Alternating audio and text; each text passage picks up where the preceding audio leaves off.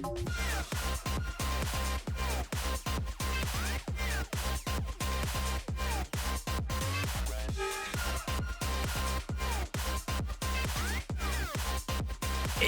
what is good everyone? Hello, hello, hello. It is Saturday. That means it's time for some good ass Tekken. Man, I don't know about you guys, but here, man, it's been so hot outside. It's actually crazy. I can't believe it. So, you know, I'm kind of sad that I had to put on pants just now. But yeah, let me just go take a look at the brackets. Oh, got Sky Rush in here. Nice.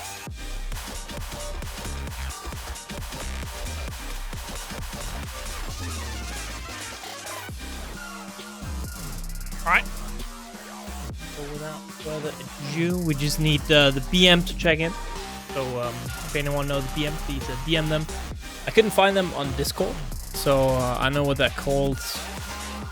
One sure, really. Maybe I can look up the tag. But yeah, we're starting in 4 minutes, so hang tight. Same as usual.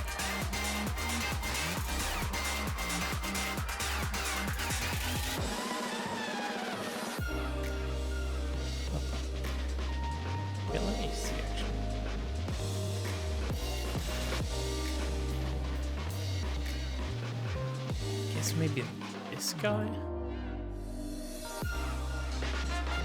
Yeah.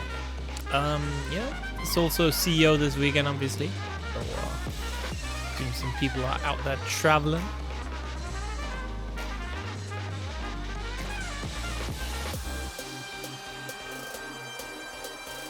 And double KO.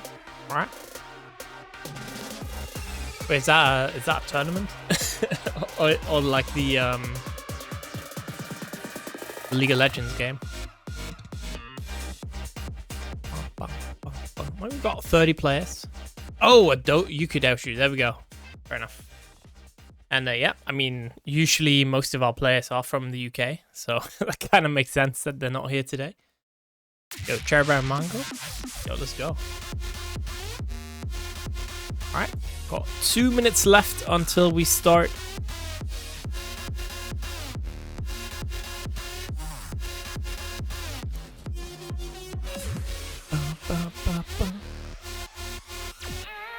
In London.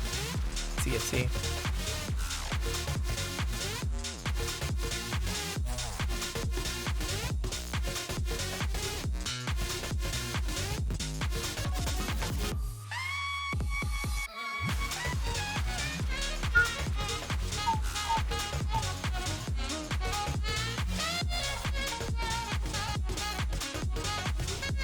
Maybe. So I know kind of the details on that. It's like they're probably not gonna come to Denmark, really, because it's all our deal. But it's like maybe we'll get 1 or 2, but don't believe the sign up page, essentially.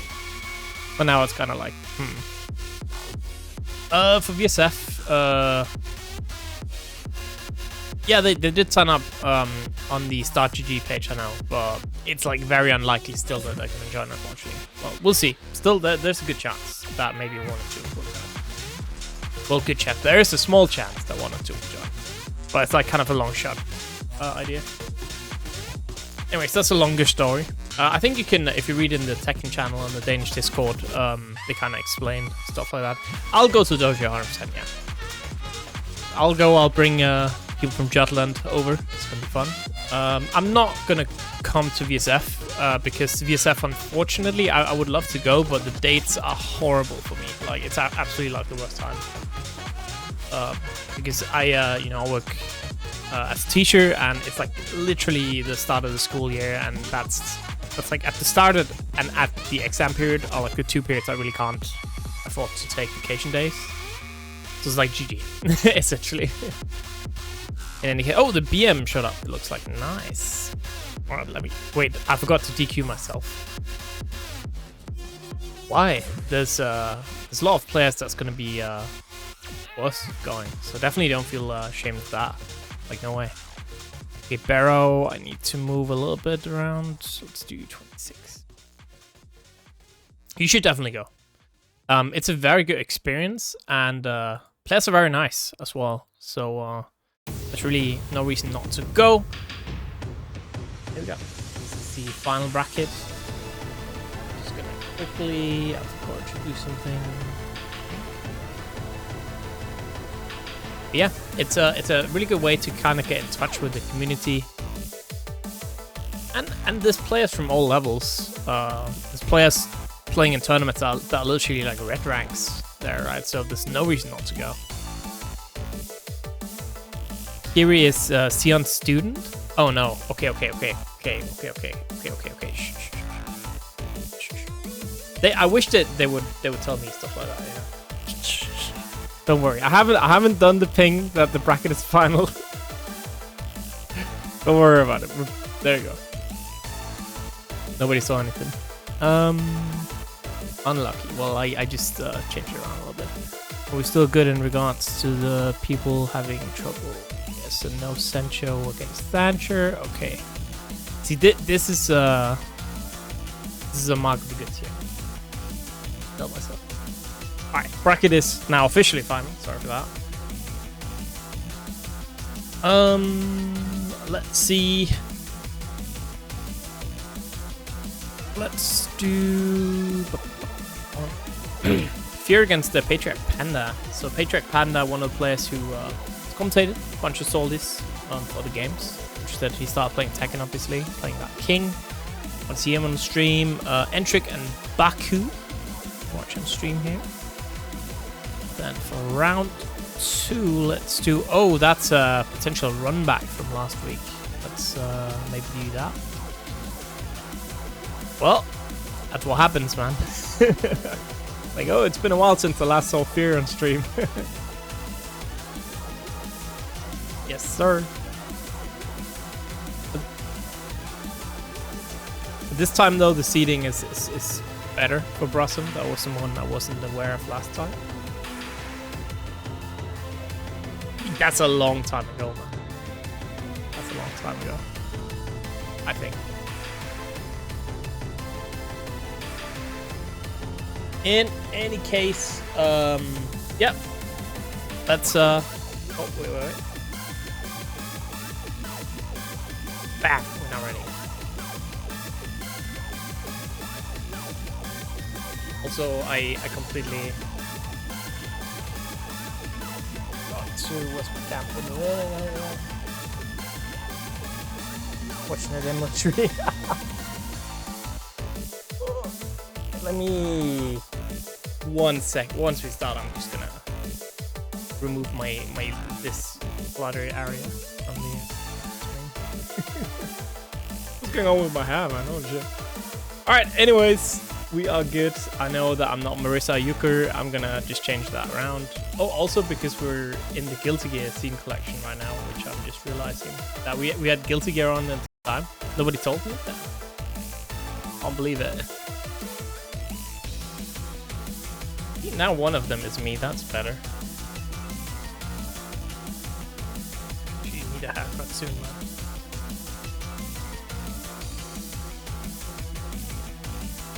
Yeah, I mean, you all gotta start, you know, in some place, right? The music is high? Maybe. I'm gonna turn off the music in a sec anyways, so it's fine. It's a little bit late. For that.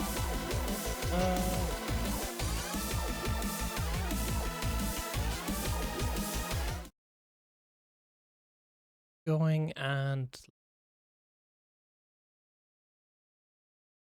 yeah, I do feel like that honestly, if you wanna do well on kind of like tournaments in general, yes, Baku, you'll have to wait. You'll have to wait because you're on stream. So you're the second stream match. I do feel like going to offline tournaments is a very good way to kind of improve your game.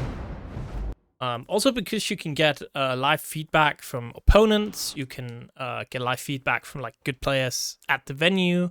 You can play some really strong players in casuals. They can kind of give you some pointers. You know, stuff like that. I feel like it's very, very good if you want to improve to go to offline for sure. That's like the best thing you can do, really. Obviously, you got to have a learning mindset, right? You got to be able to ask people, hey, like, can I have a set? Or gonna be able to ask like, hey, you know, what should I do in this situation, stuff like that. What do you mean you let yourself go? You look, you look extremely handsome today. I was like, this is the best you ever looked when. What do you mean? Can't believe it.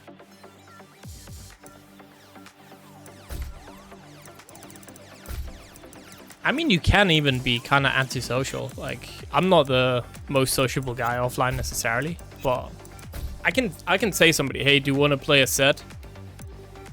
And then I point my stick at them, and they'll be like, kind of intimidated, huh? And then they'll be like, okay, man, please, we'll play.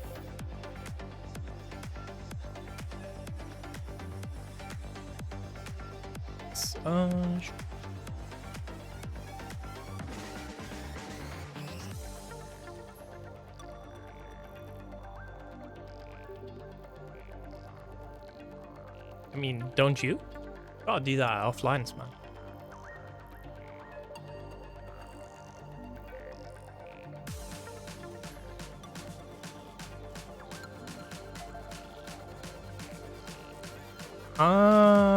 Yeah, that's fair. That's kind of expensive. Where are you even going from? Are you going from Jutland as well, then? Because if you are, we are gonna go there like a bunch of people, so you can maybe, you know, travel with us. Horsens. Oh, that's kind of far. Yeah. Like we are maybe 3, 4, 5 people going from Aarhus, at least. You know, if you want to take the Combado. That's the cheapest. The issue is getting to Horsen, from Horsens to Aarhus, I guess. It's kind of expensive, I guess. I see what you mean.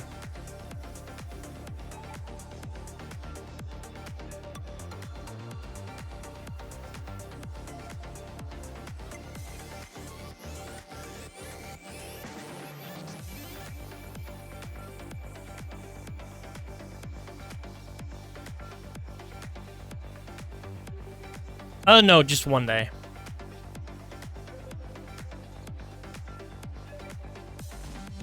Just like for a single day, which is kind of awkward since it's in technically a weekday. I know it's summer vacation, but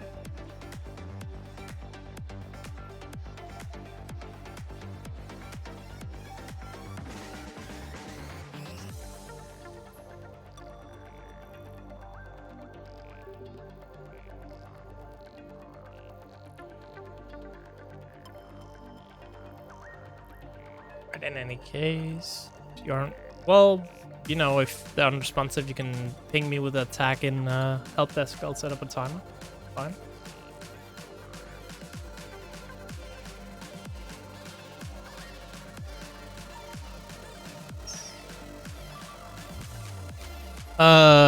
So you would, if you set up the timer. Oh, if you ping me, it'll be a 10-minute timer from when you ping me in the channel.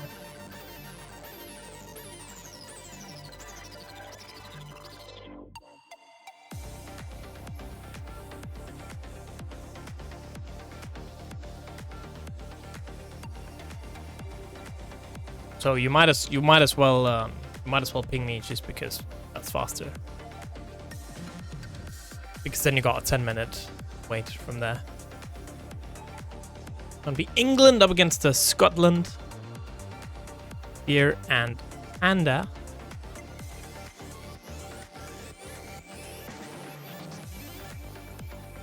A true P2. That's actually kind of good. The P2 colors.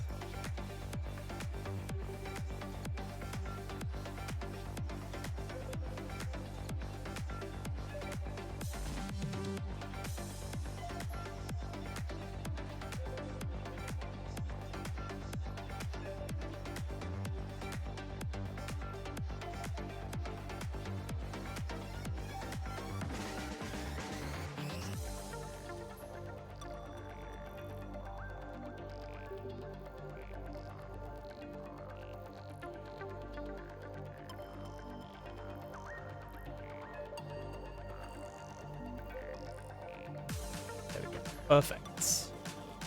Got Finn here. Yo, we got the Tekken King Zafina. Love to see it. Love to see it.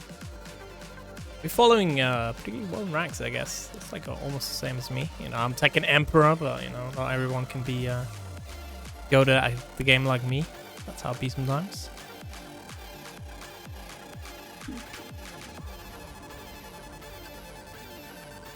Just waiting on Patriarch Panda. Yeah, it was like bushing. I vaguely remember. Because you don't run into that many Zafina players either, right? So, and I rarely play ranked as well. It's always funny because I feel like you always run into someone you know on ranked. You know what I mean? Like it's pretty much guaranteed that at least a couple players you'll know. Don't know. You don't have to. You don't have to learn anti-Asuka. No. He's a bottom 5 character, man. You don't need it. Believe.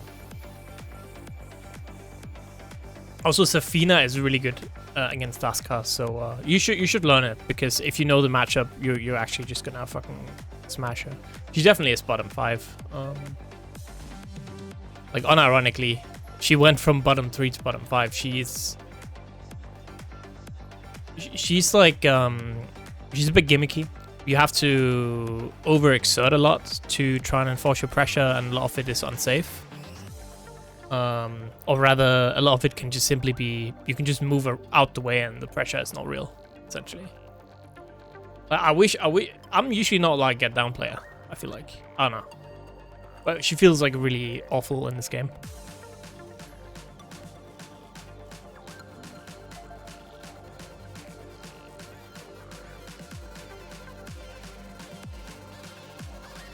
She was better, I would say, in relation to like the rest of the cast in Tekken 7 for sure.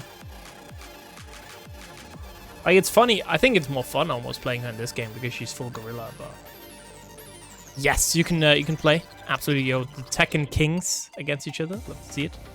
Could be a close match here. All right.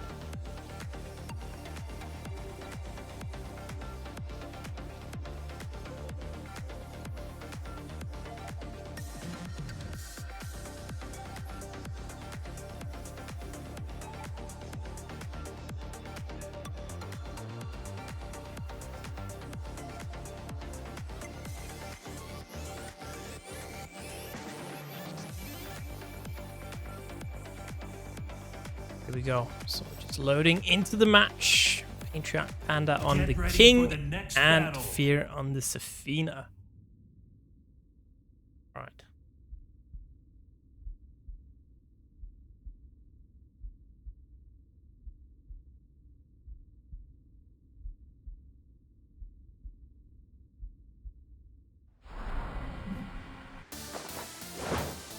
Round 1. Gonna take a trip to the Rebel hangar. Really getting that counter hit. Hey. It's over. White though. Push towards the wall. That's nice. That is gonna be. How can you break as well? Very nice. Hey. Still had the tornado and that final hit. Huge life lead here for Fear. Oh. Fearless though, just jumping in. Ooh, excellent duck, and that is going to be the first round here for Fear and Zafina. Very, very nice. Looking very strong.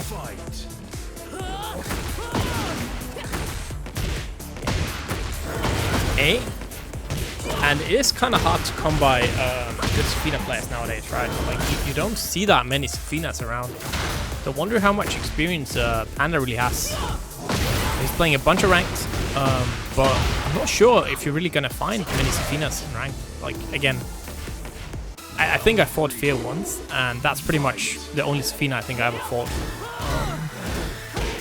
Maybe I fought like 1 or 2 more, but hasn't been many.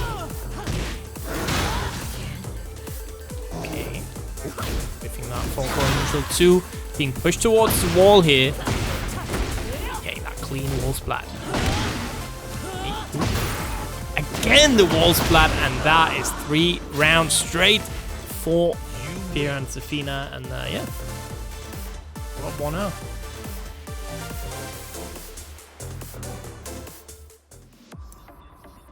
Obviously, a reminder that we do have match Reno as usual. So if you haven't already, please consider claiming a code. Got right now $12.75 in a prize pool. Which that ain't too bad.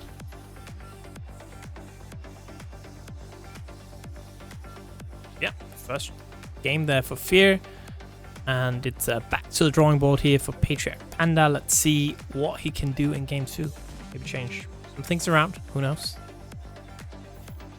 Get ready for the next battle. Get ready for the next battle.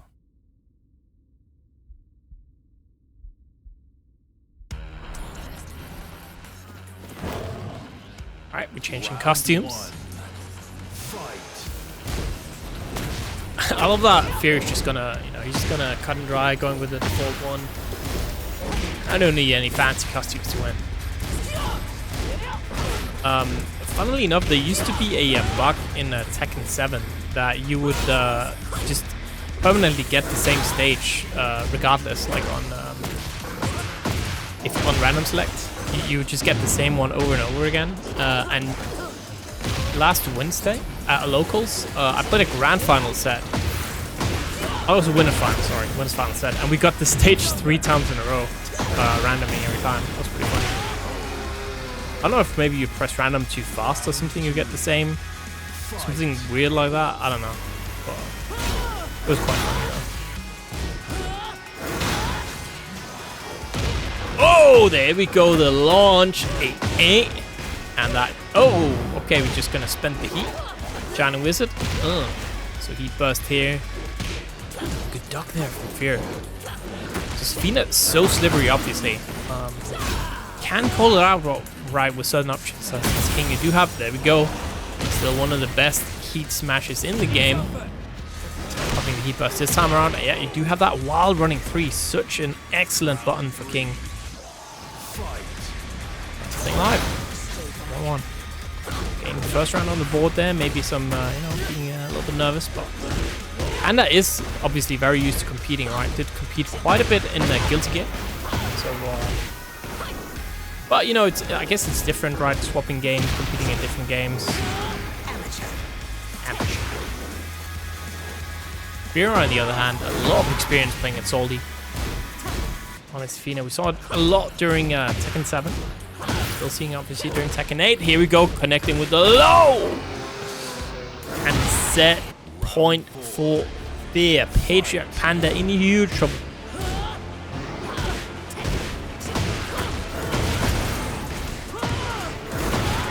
Okay, we've been pushed to the wall.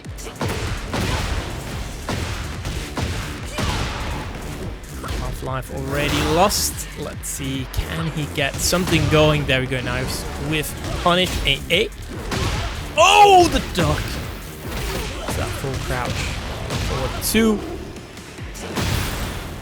Connecting with the heat smash. Everything going right here for the Patriarch. And yeah. Final round here. Gonna extend it. Oh no, counter hit. 8. Oh, doesn't really get much there off of that. Oh! Gonna go for that. Snake edge, why don't you? I guess it's not really a snake edge. It is quite slow though. Not quite able to kill. Gonna get 1 pixel, and there we go. The low to take it. And that is Fear moving on. 2-0. Taking it over Patriarch Panda. And now round 2 has to fight Kuroten. So, good luck with that.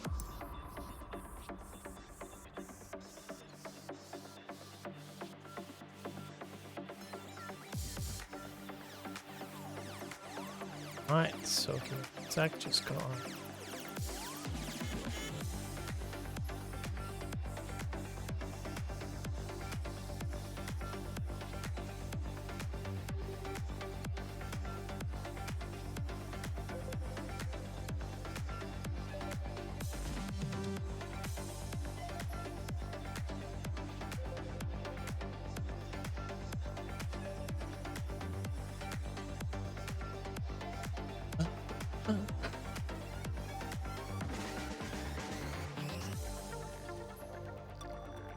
Right, so that means our next match coming up is gonna be, well, second one, round one is gonna be entryk up against Baku.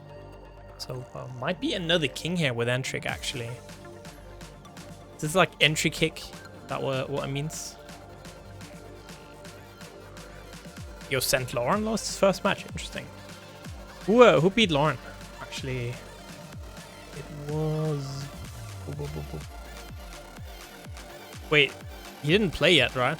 Unless oh, just lost. Panchetta? Yeah, Panchetta is pretty good. Panchetta is pretty good, but I didn't know how good they are in innate. There we go. Definitely good enough to take out St. Lauren. Interesting.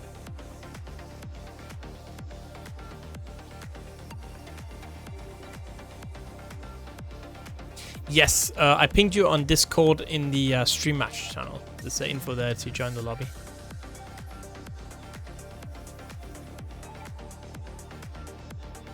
Wah, wah, wah.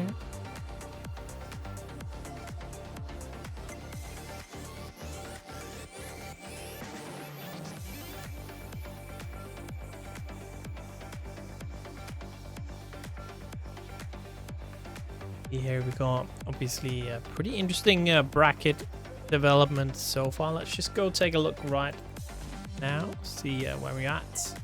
So we got Cerberus having to fight PiKaH here. Later on, we're going to have Bruhzum versus Gaer, the run back, taking off a base Dropina. Bruhzum there. And ALBA taking out Kiri 2-0. Gonna fight IMB for a chance to be on stream against either Lane or Sion. That's kind of a stack match right there. Then we got Kuroten up against Fear that we just saw on stream. We got Bero and Exiszt. I don't think I've seen Exiszt play this game yet. Used to play Mishima characters and Negan, so kind of interesting to see what he plays in this game. Maybe Kazuya, I guess. We got entryk, Baku on stream here. Winner goes against Naevis, Younes. And then obviously Panchetta taking out St. Lauren. We got Hench Man Hoey as well, very strong player.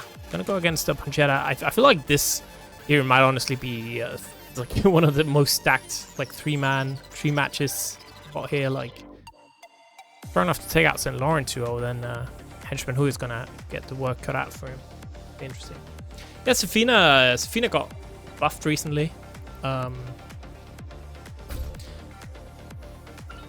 So it's like she used to be fairly bad in this game, but after the buff she's honestly really good, and she's still obviously got some kind of cheating movement, you know, and can be difficult to play around if you don't know like her stance, gimmick, stuff like that.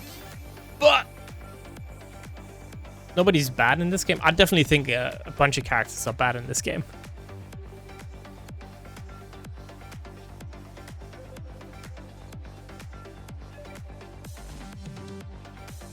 Like, just because, well, nobody's, like, I think realistically every character is stronger than the Tekken 7 counterpart. But the issue is that the top tiers are so strong that it doesn't really matter that, you know, your character is strong compared to Tekken 7 because you can't enforce the Tekken 8 gameplay very well. And you'll just kind of have to rely on bad risk reward against good risk reward, which, you know, makes it feel kind of awful and makes it feel like you should probably pick a stronger character. Oh, good with punish. We got the obviously the 2B here. Only Double Jin is bad. Multiple characters are pretty bad in this game. Don't lie. But destroy tries. That's how it be sometimes. Okay. It's a aggressive throw. Personally, I think the Azucena not really good right now. Raven kind of struggling. Leroy, low-key not that good. Asuka, kind of rough. Honestly, I also think Orang's kind of bad in this game. Like, he's not as bad as the other four I just mentioned, but he's kind of rough. Steve's not in the best spot right now, right? Jack's not in the best spot. You could even argue that maybe Victor is not the strongest. It's like definitely, like, if you compare those characters to like Jin, Nina, Drakenov, Yoshi, stuff like that, like it's night and day, right? Compared to like what they can do and what they can't.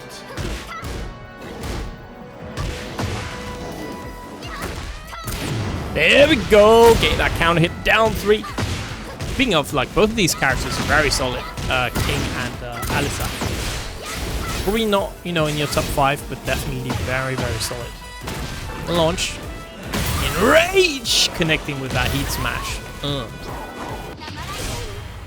Smart to go for that rage out there. Also, Raven, like, his combos are kind of awful, right, in this game. That's an issue that, like, you really have to change up your combos a lot, which can mess you up. I feel like, personally, to me, that would be awful playing a character like that.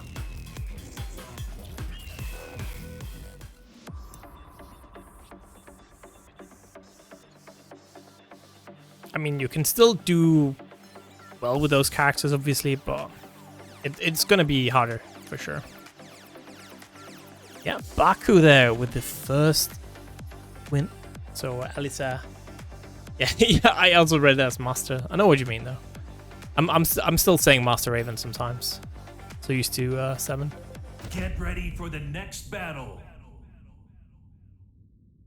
Alright, and we're gonna go to Yakushima. Honestly, probably good here for Baku, right? You got such good movement on Alisa and some of the worst wall combos. So you take this, right? On the other hand, though, King got one of the best backdashes in the game, honestly. But that's like single backdash. He got like awful KBD. It's kind of funny how that works. I think Alisa got both like good backdash and good KBD. Ooh, connecting there. With that heat smash again. It's that pointing star. And just a 1, 2. Round 2. Well, Fight. I mean, yep, you gotta take heavy risks, obviously, as a Raven. It's kind of like Asuka in that regard. Kind of risk your life every time if you want to mix, which is rough in this game. He did have a wave dash in Tekken 7 as well, actually. It was just a lot harder to do. But you could do it.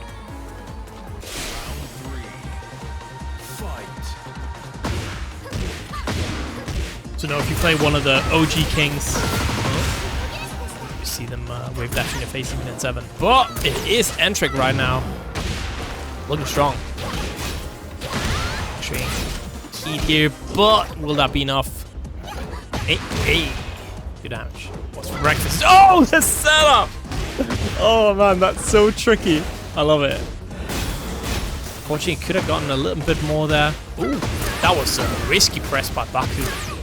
Risky it all on that press, but you know, works out. Round 4. Fight.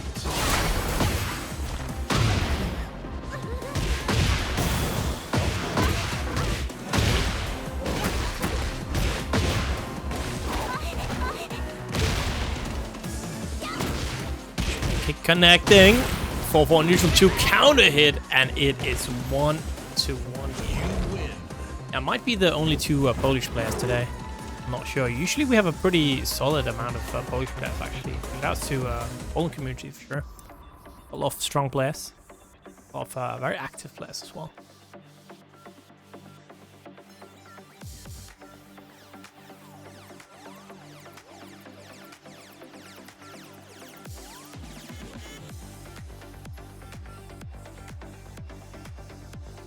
I do think still I agree with you know, the Raven heat pressure thing. Like Raven and heat is kind of scary. Get ready for the next battle.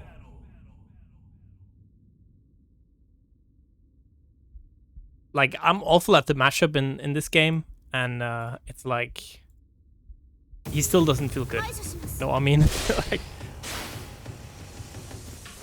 like normally if you're awful in a matchup, that matchup will feel really rough. But it really doesn't feel that rough, and I suck at it. There we go! Got that explosion throw. First round. Round 2. For the Alisa here, Baku wanna go on, obviously. Winner of this match is gonna go against Naevis Younes, one of the highest seeded players we have here. Seed 3 usually plays the Lili. Very strong. Oh, dropping the combo spring kick here. Trying to get the throw again. Wants to mix. Good luck.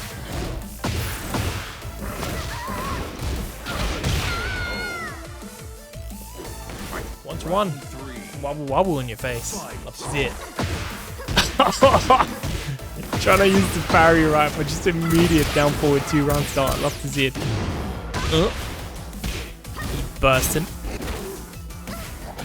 Doesn't tech the giant swing, but it's going to take it on the throw on the floor, I assume. Yeah. Luckily, it is much nicer just teching a giant swing on the floor. Believe it or not, it was kind of annoying to do at launch in Tekken 7 and in all the Tekkens as well. You really just had to heavily mash it out, but now it's quite nice. There we go, 2-1. I mean, it's like grabs are very strong, but also not very strong at the same time. It's kind of off, right? It's kind of weird. I absolutely hate playing against King, but I don't think he's like... He's not like one of the strongest ones, it feels like, to play against. I just hate playing against him. Definitely one of the more glue-eating characters, which is fine. I also enjoy playing King, but you know, you definitely gotta eat some glue to do well on this character.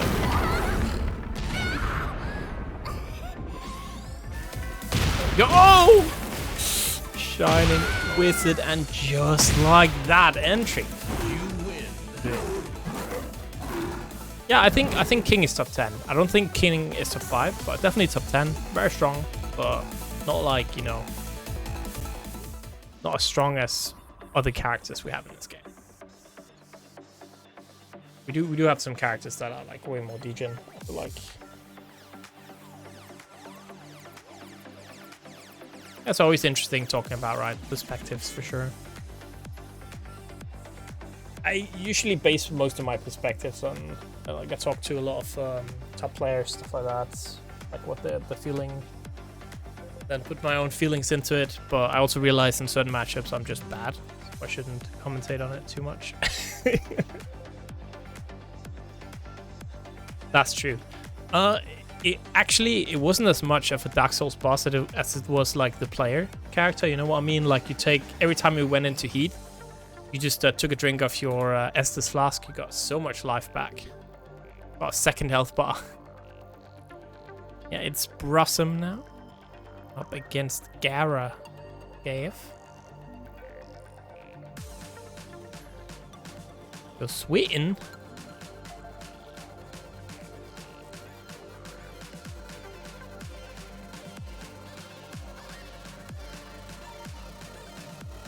Yeah, but just because a character is easy to pick up, right, you're not going to have the same results on high level, if that makes sense. Like, I think compared to, like, stronger characters, I think I'm more like Jin, maybe. Jin and Yoshi, stuff like that. Definitely stronger, right? Got a lot more stuff to play around with.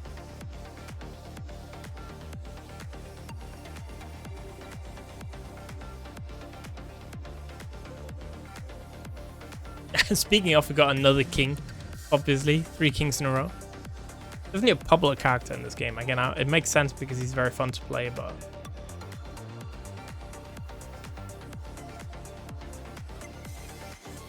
Also, chat reminder, we do have a match arena right there. So if you haven't, we're about... There's only 20 people watching. You know, everyone watching CEO today, that's fine. But... That's still 20 codes potentially to be claimed, so definitely don't hesitate. Go get one of those codes claimed. Appreciate it. We've got Sweden here. So Shropshire kind of has Sweden colors. That could be like a Sweden flag. Get ready for the next battle. Like a Sweden weapon crest or something. Oh no, they actually did go in the opposite sides. God damn it. Round 1. Fight. Gaer. P1, Bruhzum, P2.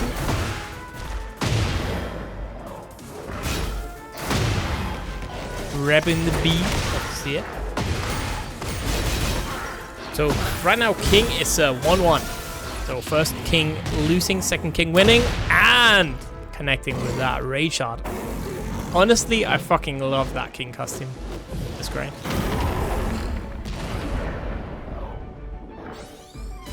A bit too shiny on the colors, if anything. A bit too shiny. But okay. I think that's just how the costume is, right? I don't think Shaheen is top 5. I wouldn't put Shaheen top 5. But apart from that, I agree.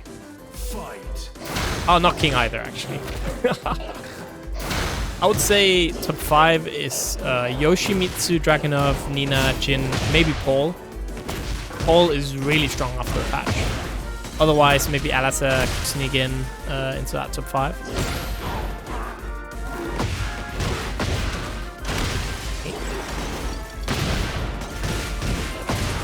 Low key, she's very good.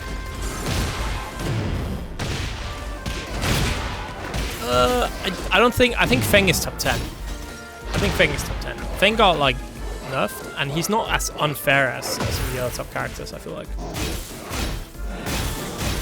Like I would, like any day I would rather play Feng. I think Reina, I don't even think Reina is top, I think Jin is top 5. Jin is top 5. I don't even think Reina is top 10, if I gotta be honest. I think she's like, she's below like a lot of characters. She's very, very strong. She's like top 15, right? But she's not top 10, I think. But again, that's very, you can argue that back and forth. Jin definitely top 5. 1-1. Here we go. Gaer in. Rage does not matter. Everything on that wake up option, and that is now Bruhzum in the lead.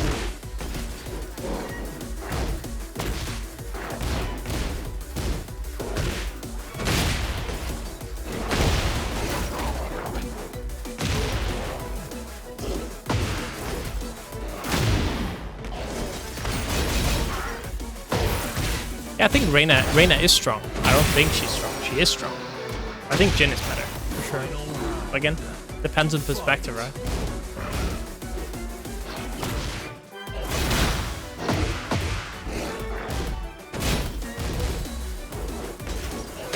Like, if you look at offline results as well, there's always going to be like 1 or 2 Jins in top 8.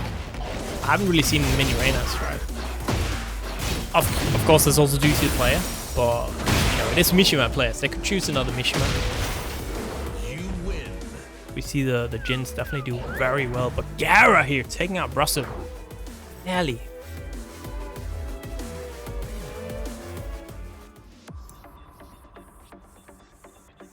I think Reina has to take maybe a little bit more risk in her mix-up game than Jin has. Jin can stay a lot more safe and tight.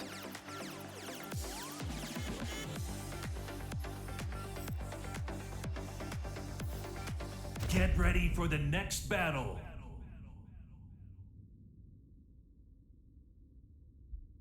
So we're gonna go to that arena. Round 1. See how it goes. Fight. Same costumes to see it. Oh, connecting that shining wizard. Hey. He could, okay, set up. I feel like could maybe gotten a little bit more even then, but maybe not. I don't know. Doesn't matter, right? You get 7 golden letters, so who cares?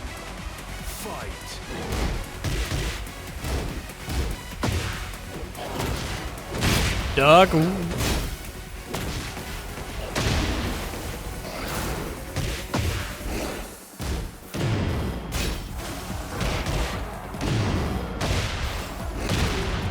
Shiny. Oh, sorry. Giant swing. That's gonna wall splat and do a ton of damage. Look at that already. Enrage the mix-up, and this time it is the mid option. Bruhzum quick 2 rounds. Trying to make it a 1-1 here. Obviously, beat Gaer last time around. Gaer trying to get revenge. Low-key, don't you guys think Tekken Emperor rank looks so much better than Tekken God, right? Like, Tekken God is kind of ugly, not gonna lie. Like, you kind of gotta rank up immediately after getting Tekken God, because that's one of the ugliest ranks. And, yep, that's gonna do it. Bruhzum with a quick 3-round straight, and it is 1-1 here. Figuring something out, maybe the smallest stage helping, who knows?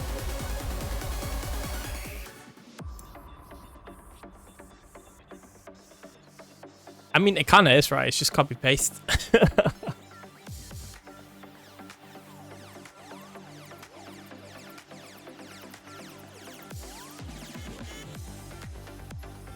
Definitely feel like ranking up in this game is a lot easier compared to Tekken 7.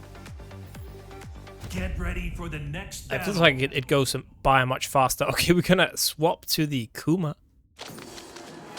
Well, they always had like some ranks that were the same across games, I feel like. Round 1. Kushima here. Alright! Man, I love the little hat. Kuma. Actually rocks. That's sweet. Next throw. Spanish axe. That's kind of weird. El Voltan. Love to see it. Pizza. Giving you some signs there. I agree. The red ranks are always cool. In Tekken 7 as well, like Byaku was really nice looking. I remember. Hey. Half-Life Lost. There we go. That is the Kuma.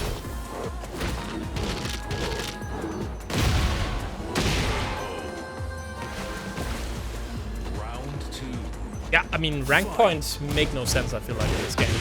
I've stopped trying to make sense of it, but generally it feels just much easier still to rank up. I don't know why.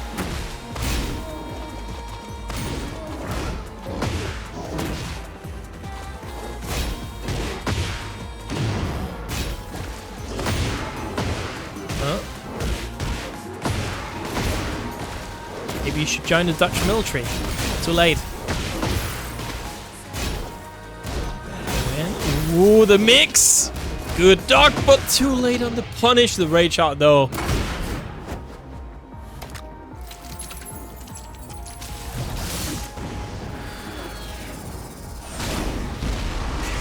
I think I'm fairly certain, you know, you got the win streak thing, obviously. You could become Dutch, Volten, I believe. But yeah, I feel like there's a hidden ELO system or something in the game for sure. Like, if you go on the ELO website, Wobble Wank, it kind of looks funny sometimes, like, depending on... Like, Rachi played on a secondary account, and he met, like, even in the same ranks as me, he got against people with way lower ELO for some reason, which was kind of funny. Oh, the leg. Feels kind of random though, right? Like sometimes you're not even on a lose streak, you're not on a win streak. You won one match, the second one you lose. It's like, cool.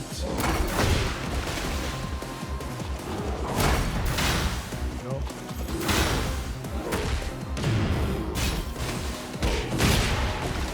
Half-Life Lost.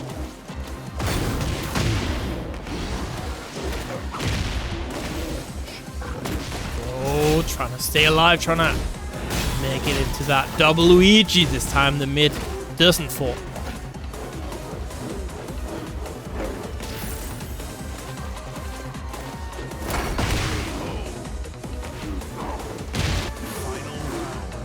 You say that right, but when I'm +2, sometimes usually when I win the third game, I get more points. But when the opponent is on a 2-win streak and I win, I also usually get more points. But only sometimes, which is weird.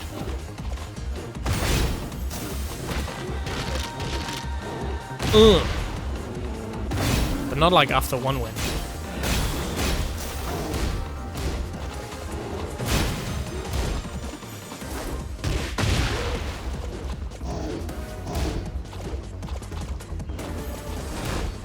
Yeah, it's true. It's like, honestly, it is kind of just worth it to demote real fast and promote again, right? Because you get so many more points. That shit wasn't in Tekken 7 either. That's why I feel like it's much easier to climb here. Oh, the rage up! But no! It's gonna get killed. And Bruhzum is gonna take out Gaer just barely.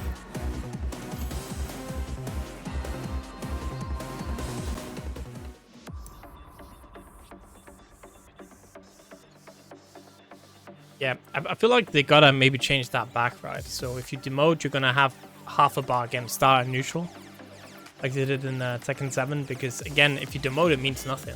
You just win one, right? And you actually have way more points than before. Literally makes no sense.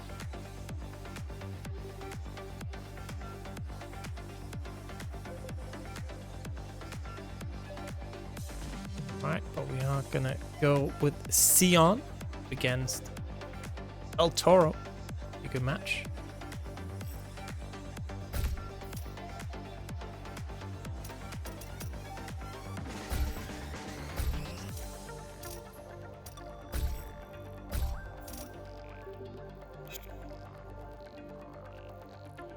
I don't know. I play ranked online or I play offline. That's like, I don't know. I never play quick match really. Sometimes I play my friends, but yeah, online. Oh, rarely not, honestly. I do feel like ranks are kind of messed up. Like it's kind of hard because it's all like anecdotal evidence, right? But it feels like everyone is confused about how rank system works, which definitely didn't happen in Tekken 7.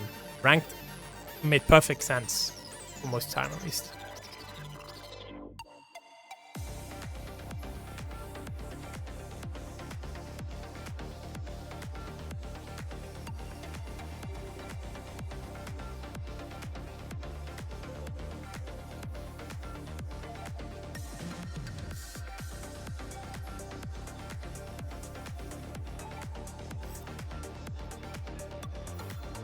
Get ready for the next battle. Denmark up against Italy. Yo, Sion swapping to interesting, swapping to Feng from Reina. Round 1. Fight.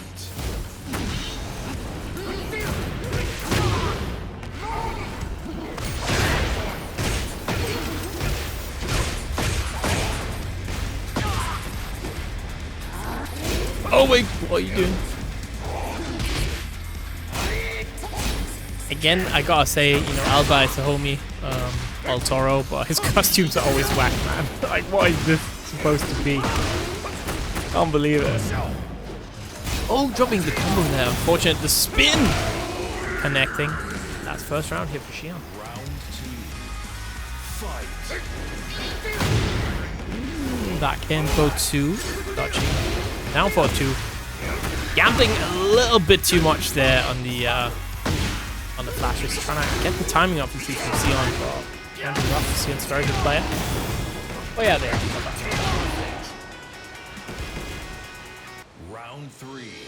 Well, Plancho, you should at least come to Aarhus when we have a monthly. Right? It's Horsens is quite close. So why not?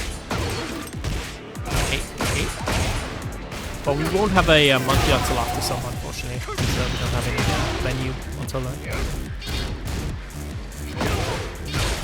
Dropping over the low. Just gonna get that double wall splat.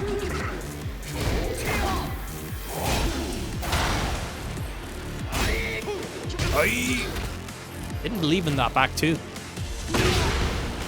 Cheeky one hit away here, and there we go. While standing 4.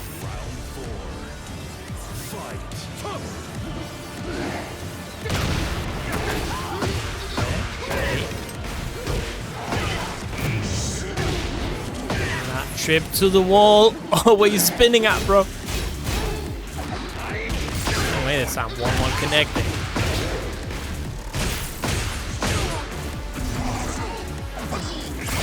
Woo! And again, the back one so good on Yoshi, man.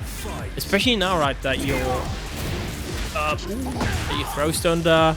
At least you can't command throw so you don't trap. Which has kind of do that back one, and had a great time with it.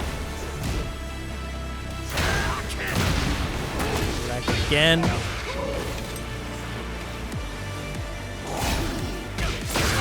1-1, the wall splat. Sion in huge trouble. Yep, let's get up into the unblockable. Shoulder connecting. Look at that life. Taking a swig of the Estus Flask, but it's not enough. And ALBA will take the first game 1-0 here. For Denmark. Obviously, Denmark got a play in 1 hour playing Germany, European Cup. Definitely watching that on my third monitor. I'm happy that I'm not commentating part 2. I'm definitely just gonna watch football. And it's gonna be great. Denmark's probably gonna lose though. You know, it'd be how it be.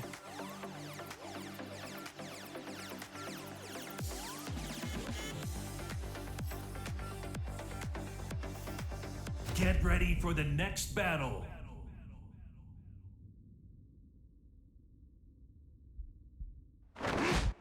Round 1. Fight.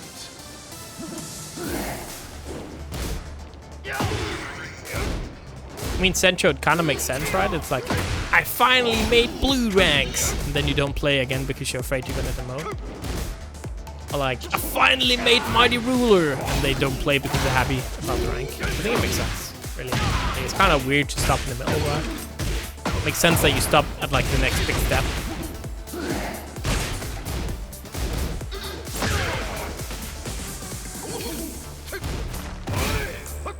Even though really there's not much difference in the level of player you're gonna face. 3-3. 3-3 is still so good, man. The way that they for some reason made it jail. Round 2. Fight.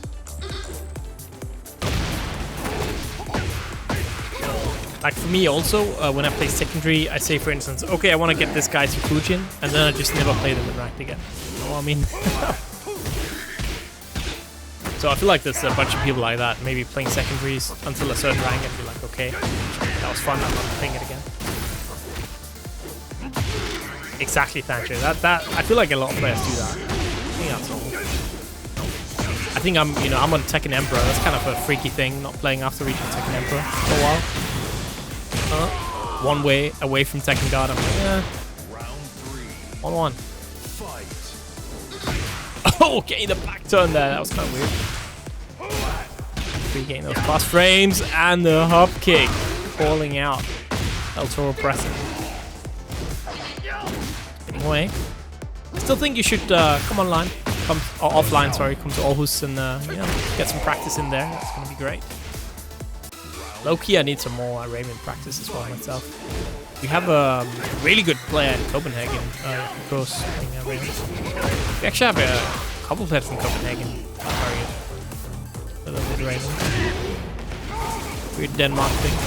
There we go. The pressure 1-1. Get that wall splat. And it's perfect. Final round. Fight.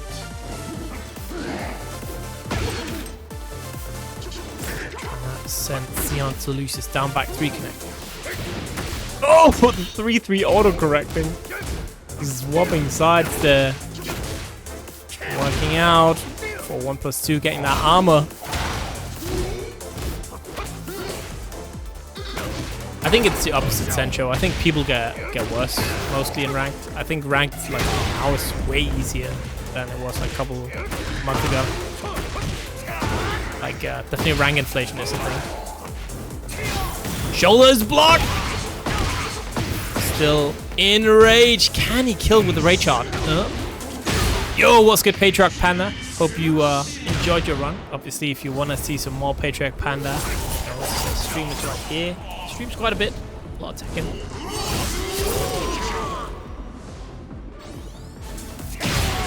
There we go. 1. It's more like the good players are stuck in the higher ranks. That makes sense, Sergio. Like, it happened as well in Tekken 7 that, like, as the game progresses, it's more and more easy to rank up. And I feel like, again, for me,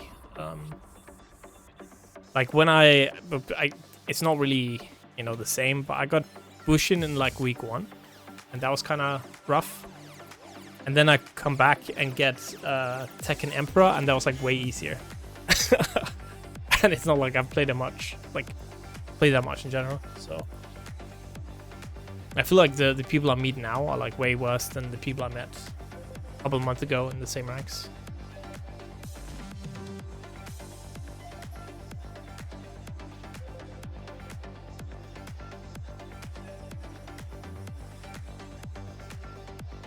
I think it happens to most games. I didn't really get much better If anything, I got slightly worse, actually.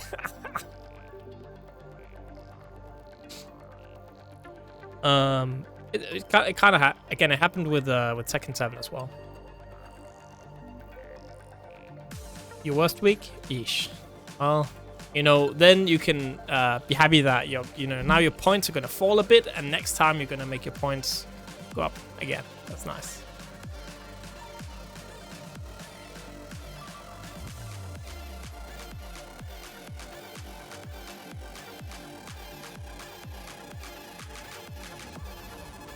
Alright, so next up we have Hench Man Hoey. I feel like he played Paul, if I'm not mistaken, in Tekken 7. Naevis obviously on the Lili. Tekken guard, let's just see it. Yeah, it's a good day today. Got UFC as well. I'm gonna watch later. My boy Shiri is fighting. Let's just see it.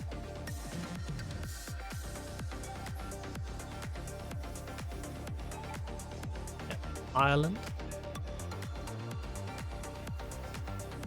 Yeah, sometimes you just get washed, man. That's how it be sometimes, you know. Like I I go to some tournaments, I do really well. The next time I go, I lose to the same players I beat last time. Sometimes you just have an off day. It's pretty normal.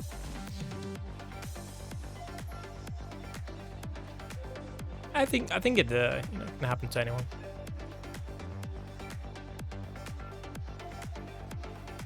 The worst part is if you're like in a slump for like a long period of time where you just kind of do bad for like a while.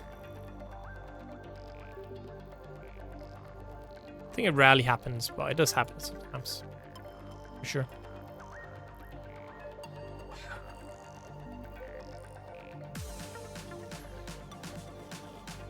Yeah, that's another thing I realized.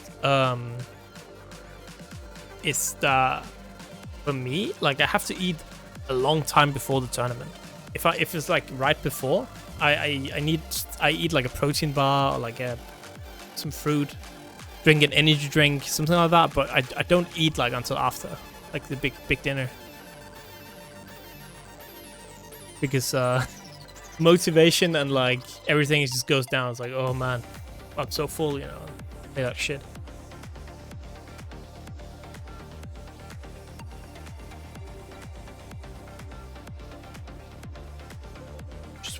Hench Man Hoey here. Should hopefully find the lobby within too long. Did you guys see that they made Heinz every sauce as a random thing to bring up? I know, but it's just kind of fucking weird. Where they're taking all the different Heinz sauces and mixing into one sauce. That's just degenerate, man.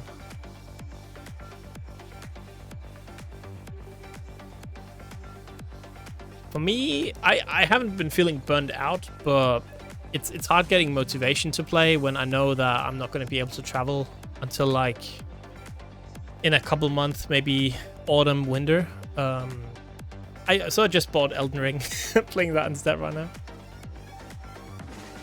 But generally, I find it hard to kind of stick with one game. The Big Eep, that's fair. Eesh. I mean, that depends on entirely how young and how old you are, right? That statement. If you're like 40 and you couldn't travel for 15 years, that's fair. If you're like 24, you couldn't travel for 15 years, that's like, you know, get over it.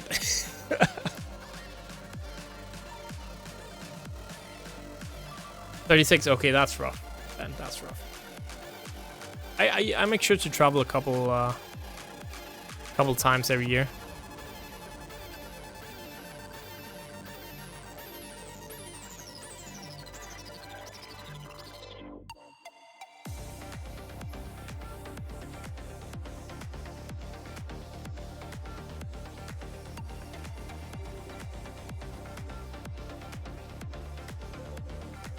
Yeah, I know I should get older, man. It's rough finding time, full-time job, stuff like that. It's like, especially now with like working at school, I have very set holidays.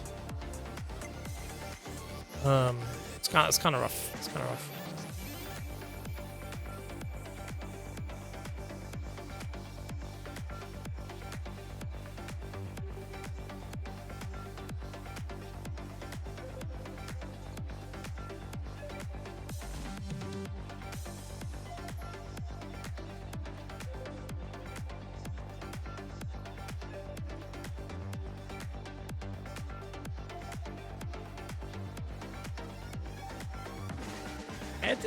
It's a classic ride. It's a man, Central, you're the fucking boomer, bro. I mean, I'm 30 and people call me boomer, right? So, Jesus. I know what you mean. It's rough. It's rough. Yeah, I literally know. I know what you mean. Damn millennial.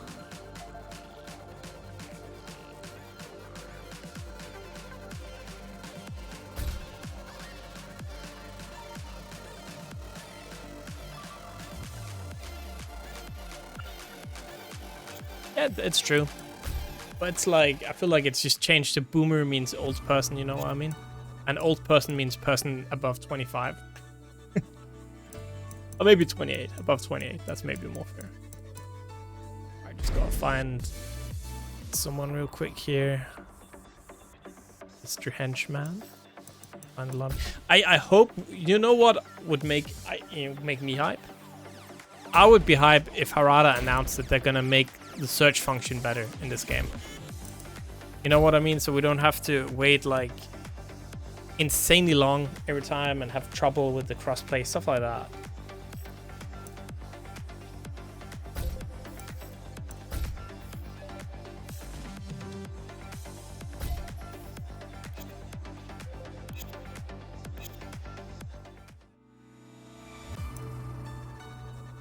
Tournament mode, it was I love tournament mode in Tekken 7, but man, that shit was so broken.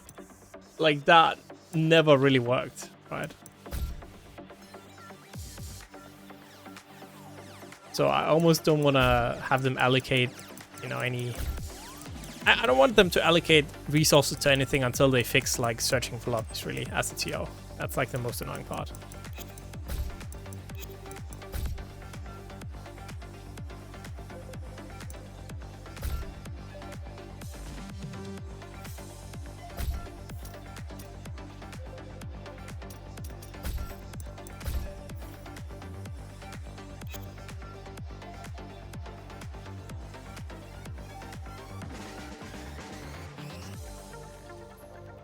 Yeah, it's so much easier on PC for sure.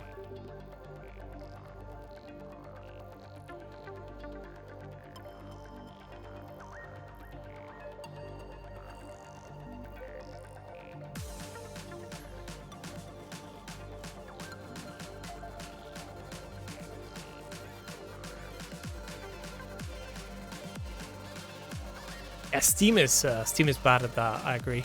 Like, it's easy to do, but it makes absolutely no sense what you have to do, if that makes sense.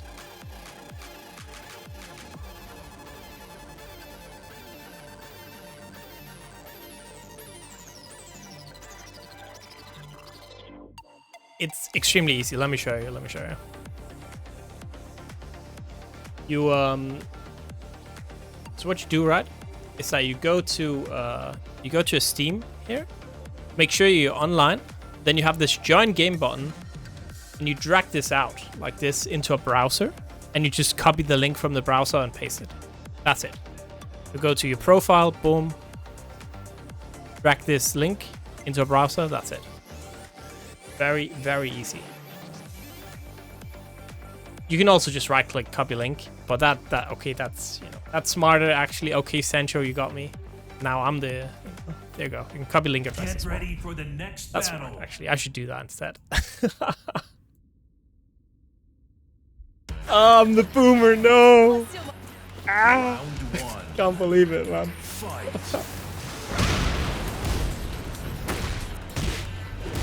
Up and high. Alright, bro, it's another king. I can't believe it.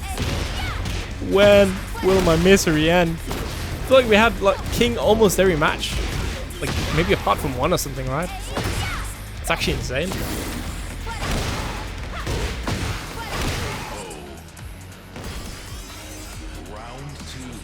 Again, I do feel like he's one of the most fun characters to play in this game as well. It makes sense. But still. Go. Uh-oh! Kingsbridge! Half-Life lost. The normal side step. Obviously, Lili got such amazing movement in this game. So definitely one of the stronger characters. Counter hit giant swing, gotta hit the wall. Look at the damage. Hey. Hey, next time you'll get a whole, whole game. I believe. And the alley kick to take it 1-1.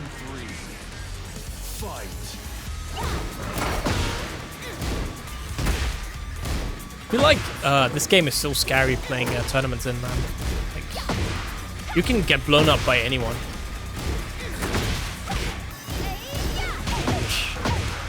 Well, then you're going to be warmed up in a month, right? Get that mental break, that's good as well. Hey.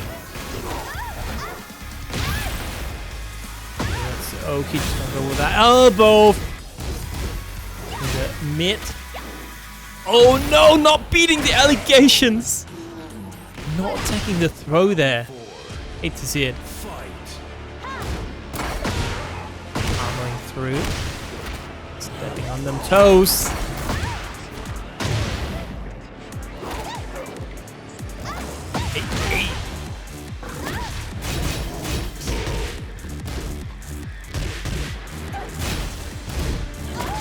Oh, fair enough. Yeah, if you need some, like, definitely muscle memory is going to be a lot worse. That's 100% sure.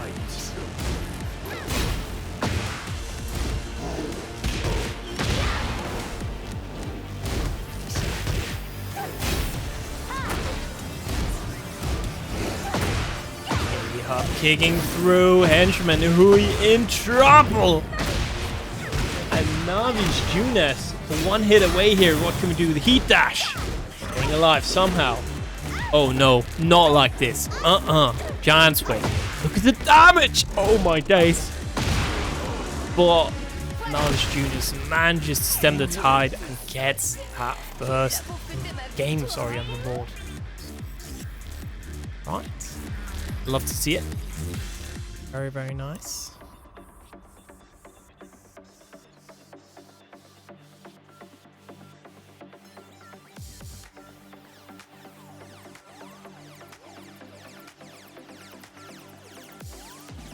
I mean, I've been playing Tekken since basically, like, for real since Tekken 7 release, and my my P2 side is still bad.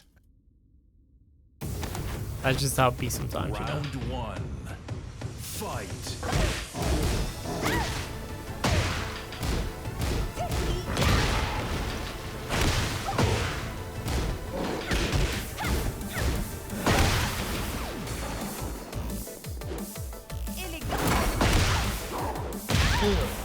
Oh, I've lost. Though. Leaky Goki, yeah, that's rough. Should use guessing, obviously.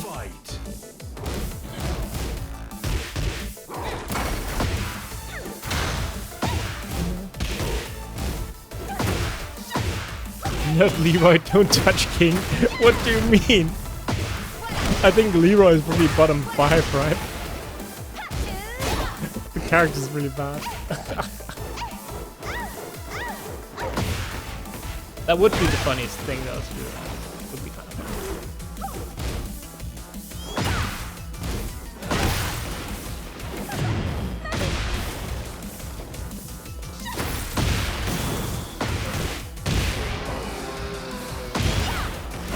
Round 3. All right. 1.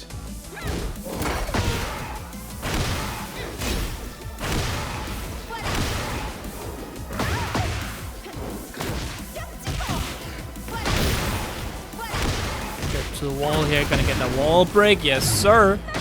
Upping heat, dashing to get the final damage there. Won't quite kill, but now on set point. What is good healing potato? What's up, man? Hope you guys enjoyed. Good as PBCF Saturday. You know, if you want to play some PBCF brackets, that's definitely the place to go. PBCF EU. Checking out Healy Potato. Can you make sure to give the guy a follow? And yeah, it's 2-2 here. Hench Man Hoey trying to stay alive. Today has been the king day, let me tell you. Happy to see anyone coming in. We do have a match arena as usual with you know, if you would be so kind as to help out, definitely appreciate it. Ooh, doesn't get the follow-up there. Back three.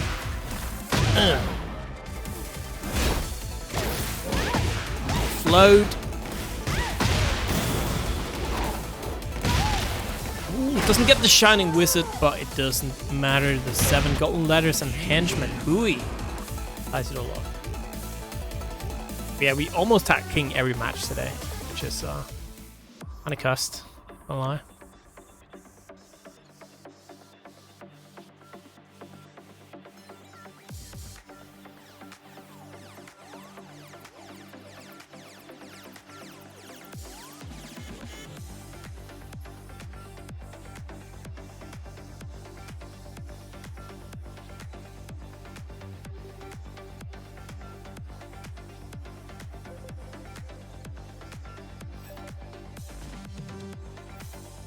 Get ready for the next battle.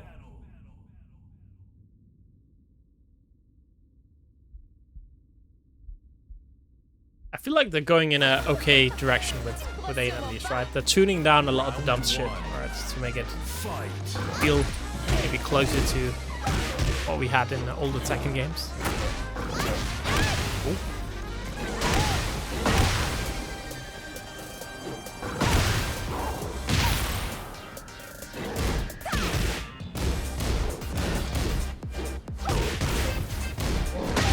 Oh, blocks that. Hey. Round 2. Fight.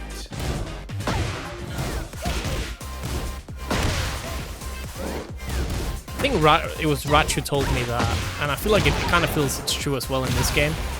It's that grappler players are usually very nice in real life, but you know, then they get in the game and they play like absolute degenerates, and they're kind of letting out all their rage on the opponent, that they're bottling up inside to stay nice. Round 3. Go 2 rounds straight, Hench Man Hoey. Trying to make it through on top 8 winner side. Wanna go into that winner semifinals, obviously. On the other side of the bracket, we got Bero waiting, taking out Kuroten. Okay, sheesh.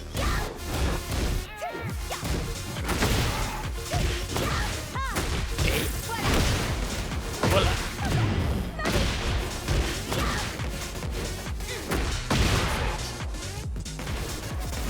7 golden letters staying alive here. But for how much longer? Hench Man Hoey getting the launch. Wow, wow there. Very clean. 8. Shoulder this time around. Back up. There you go.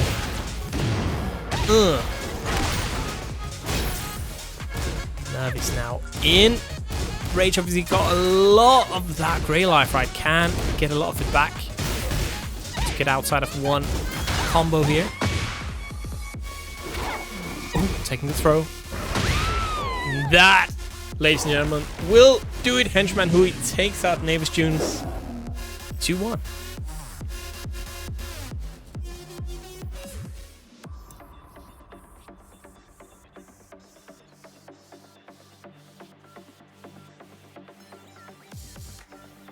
All right. And that is also going to be it for me. Swap commentator teams, and with me now we have 2 of my favorite people. We got Wimothy the Third, Napso. Hey. Yeah, good evening everyone. Hope you guys are doing well, as we are here for some more good ass Tekken, of course. Yeah, hello, how are we doing? How was the King City for the beginning of the stream? Yes, I see some resident sleepers for King. Yeah, well, hope we'll see more of them in top 8, I believe so, right? Yeah, I'm hyped. As a King player Really? myself, you know, I love King, so can never get enough of King. Well, why there is so much slander for King in Tekken 8? Like, what's going on with this?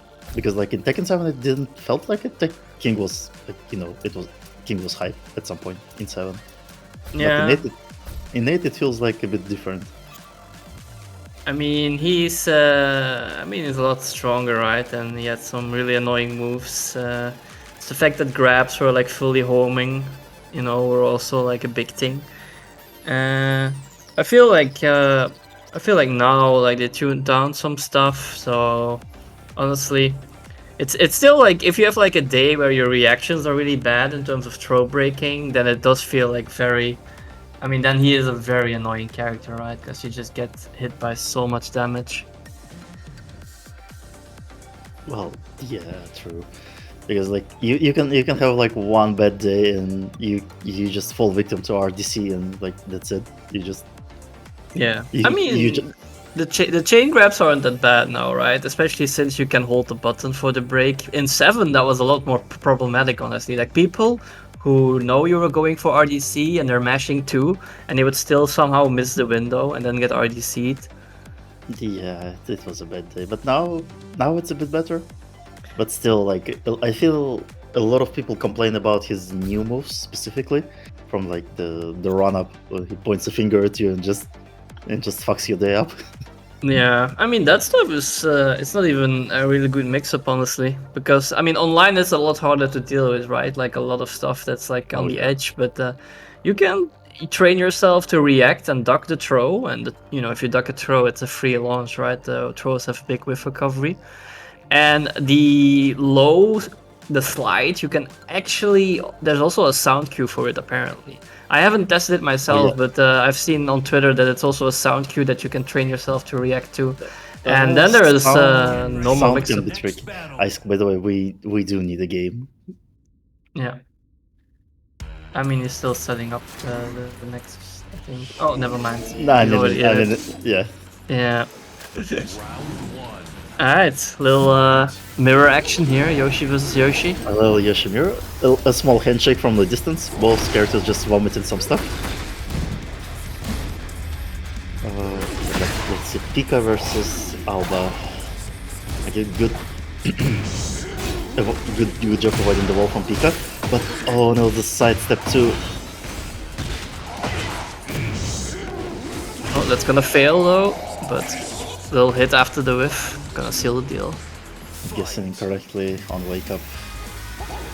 Okay, PiKaH, let's see. Okay, this trying to bait with the Indian stances. Okay, down forward 2. Gonna do the full combo for ALBA. Opting for cheap damage on wake up. Oh no, the helicopter stance didn't get punished fully, but PiKaH now have a chance to equalize the HP. Oh, spinning away from the headbutt, very nice. this matchup, like it's you know like in most of the fighting games, mirrors look dumb, but this one looks very fun with all the evasions. Yeah, it's honestly like just two clowns, honestly, with their own tricks. Alright, Fubuki knee, little punish, some chip, anything will do it, or try it, you know, to guess a generic down 4 or something to hop knee, but nope. You know, lately I've seen a lot of Yoshi's going actually for the spinning option for chip damage or just to catch wrong wake up. Like before, I would say a couple of weeks ago, almost nobody went for this option away on up. Yeah, no, that's definitely true. I feel like that the Soul Calibur move was definitely not that popular until like recently. I've seen it a lot more, yeah. Oh, PiKaH being very careful not to get not to slam into the unblockable, but still evasion from ALBA gonna win the round. Yeah, I mean usually Yoshimitsu's can do like the heat smash from range 4 and it's fine, but you know, Yoshi's with the spin can actually avoid it quite well if they first hit whiffs. That is, you know, thanks to that great spinning move they have to evade. Lots of pressure and wall pressure, okay. I'm just gonna go with the full crutch low. First game ALBA. Or El-Toro. Wait, is it El-Toro or ALBA? Which one is the actual? I think ALBA is the team. Looking at the, so it's El-Toro is the name, ALBA is the team. And imminent challenge, right? I mean that's how Ask is writing it, so yeah. Also I remember ALBA being a team. Because there's also what's his name? The Claudio is also ALBA. Yep, yeah, they're Yeah, brothers. Yep. ALBA stands for Albanian.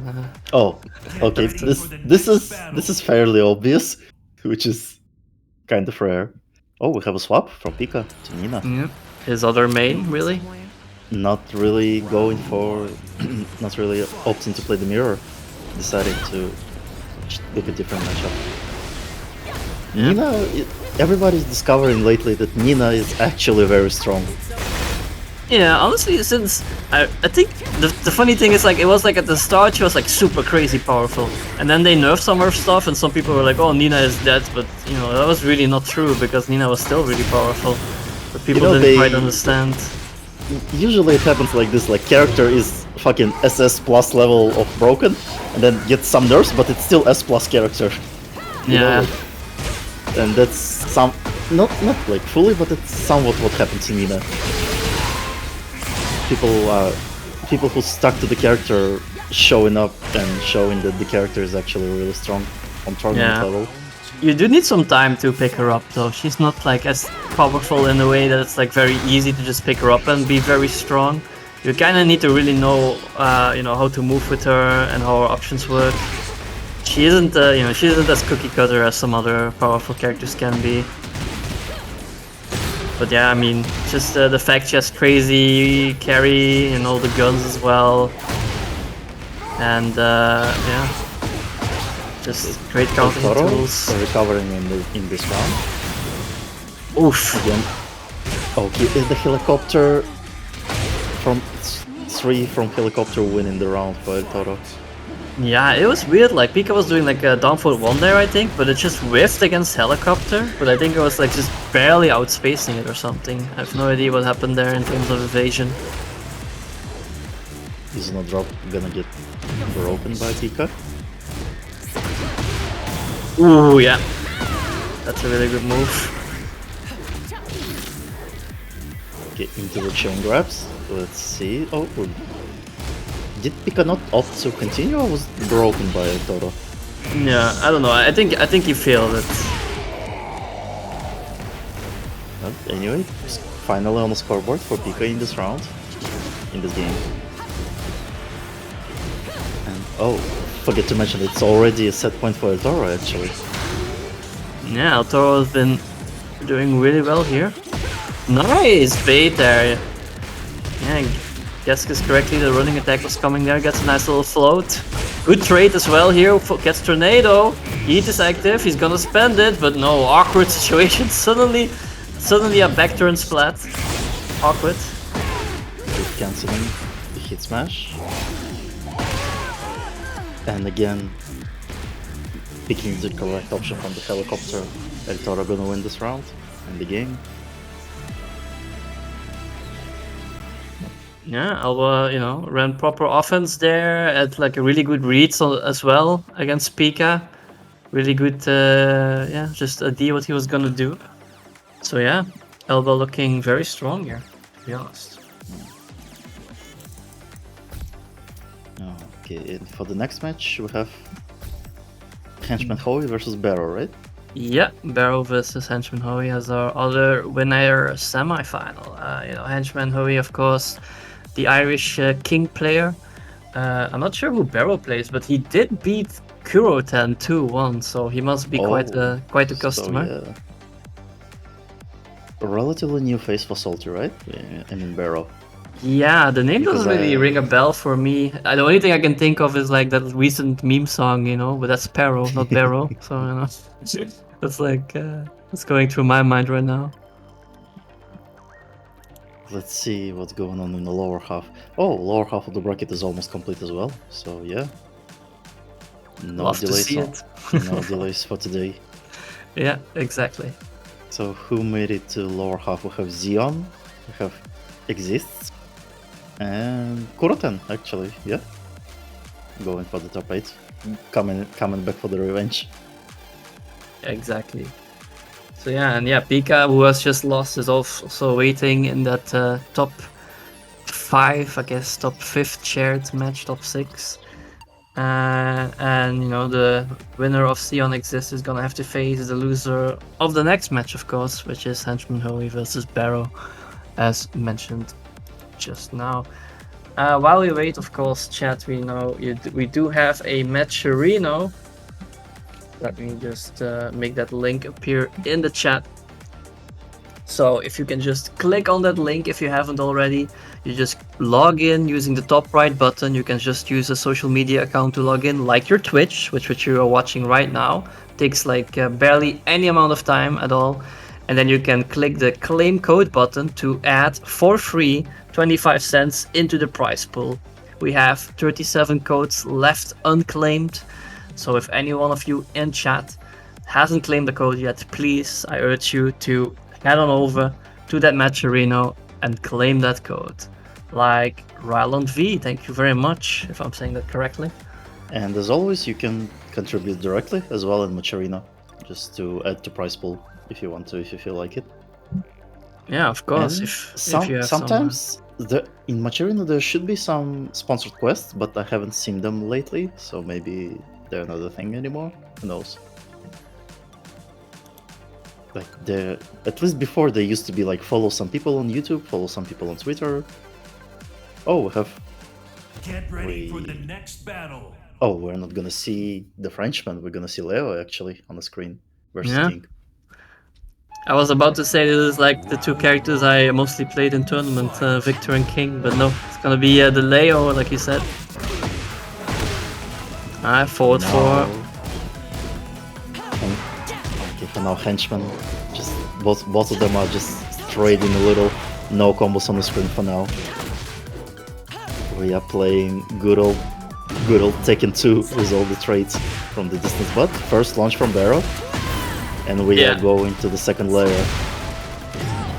Yeah, that heat move there was definitely like, you know, just like old patch. Like, oh, it'll track anyway, so I'll do it in that situation, you know. Oh, wow, okay, a big amount of damage there. Okay, plus 17 standing. And yeah, there we go. Alley kick after that wake up kick is gonna do it. Very nice. This, of course, you know, breakable floor here. Very scary.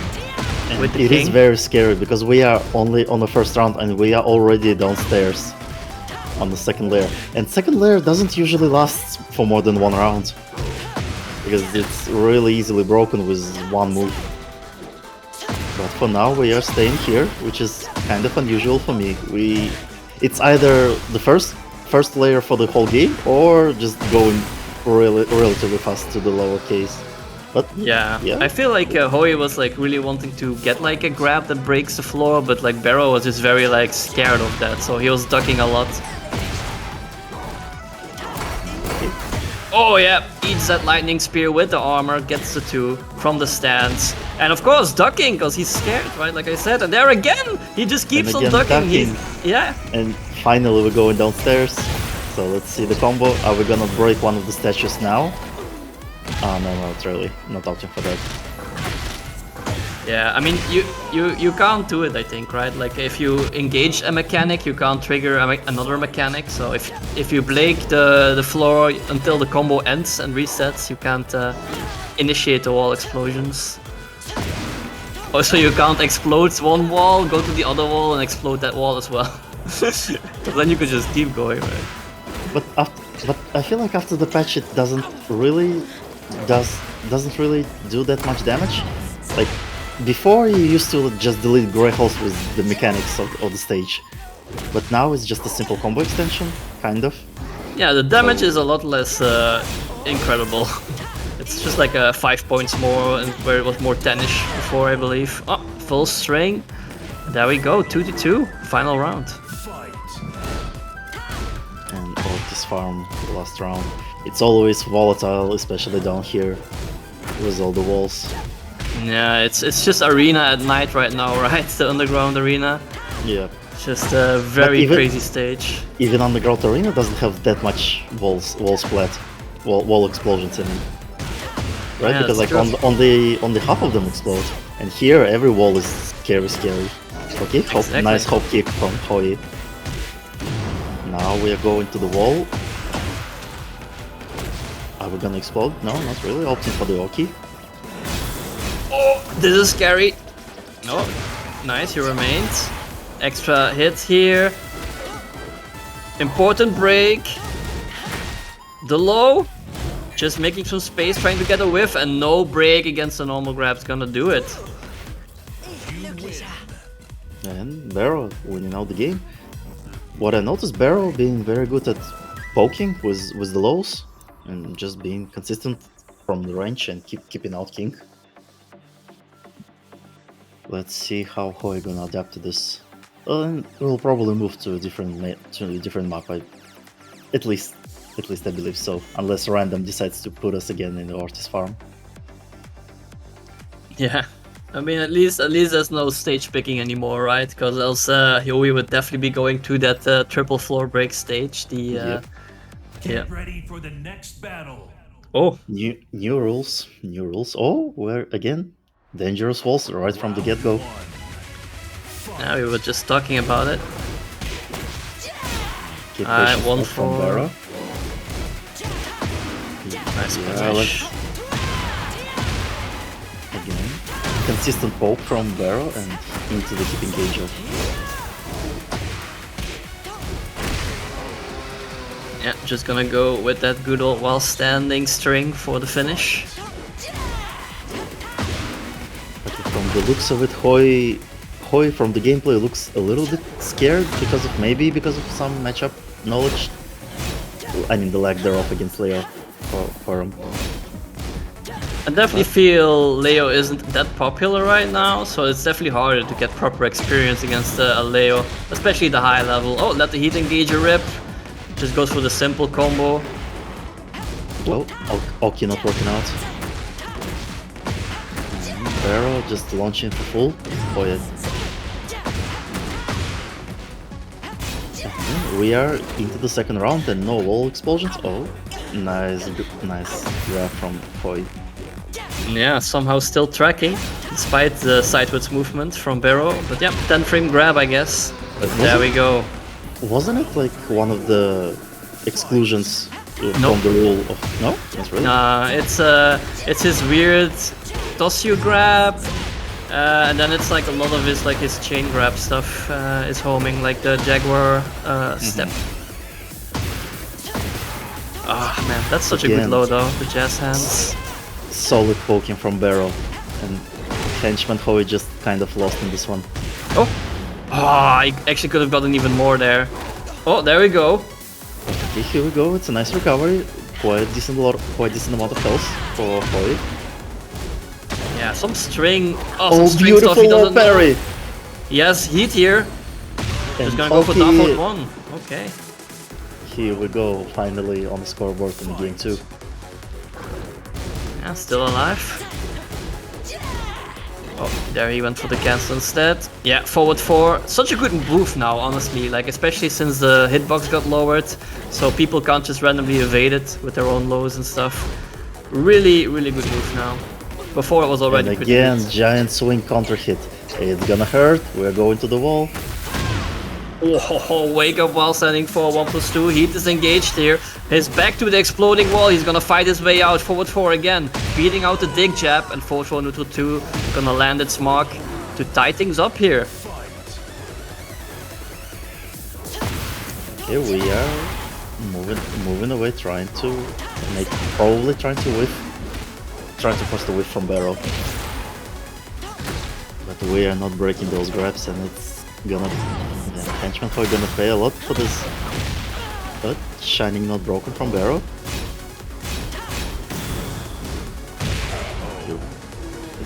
Simple mid check with down forward 1. Gonna do it for Bero. Yeah, I think he thought he was gonna go for the follow-up there, hoping to evade the high, get a big launch, get his way back into the game that way. But yeah, ends up eating just a second. Little down forward 1 for the check. And from this one we have again Bero upset Kuroten, and now Bero upset Hench Man Hoey, and moving on into winners final. Yeah, it was also interesting, right? Because I mean the Leo, it was like a Fujin Leo, right? So it was like definitely like more of an alt character. He hasn't played that much on ranked at the very least. But I feel like the Leo was doing things quite well there. It felt more like a lot of legacy knowledge from, at least from Tekken 7. Maybe they dedicated more time for Tekken 7 to Leo, and when the game came out, they grinded more on Victor. Like probably something like this happened, but they were very confident on Leo with all the stances and mixing up the character, mixing up and low pokes. Yeah, I felt that neutral was very well, a lot of proper offense using like the lows. Leo has a lot of really good lows right now, right? The jazz hands low is still very good since it got buffed from even in Tekken 7. Then, the full crouch sweep, it's risky, but man, does it have crazy range. There was like a moment where he did a Jaguar step backwards, Hench Man Hoey, and he had so much room, clipped. and it still hit him. Yeah, I saw that, and it was like, man, the range on that low is kind of crazy. But yeah, I mean, Hench Man Hoey is still alive in the loser side of the bracket, where we're going to head right now. First with the match Xeon versus Exiszt. So yeah, this is the loser side of the bracket, everyone. This is first to 2, and if you're out here, if you lose here, you're out of the tournament. So people fighting for their life now. Always exciting. Oh, we have some info. It was actually the second account for Bero. So yeah. As Kuroten said, they were Tekken God, at least, on the main account. So yeah, definitely not Fujin. So yeah, do not let the rank distract you on the top left. Yeah, I mean that's sometimes the case, right? You have some people who, some people just like don't even play ranked, right? They only play like quick matches. They might not like the first to 2 aspect, so they lock into a tournament with their beginner characters, and then just demolish people. Oh, just Discord gaming and asking for matches in Discords. Oh, yeah.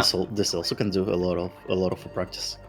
I'm kind of hoping they just add like an infinite rematch ranked as like a next mode, and then maybe also like team battle as like a ranked mode with like a team as in you have 3 characters or something. Okay, wait, now you are asking a bit much from poor old Bamco. You are asking way too much for this one.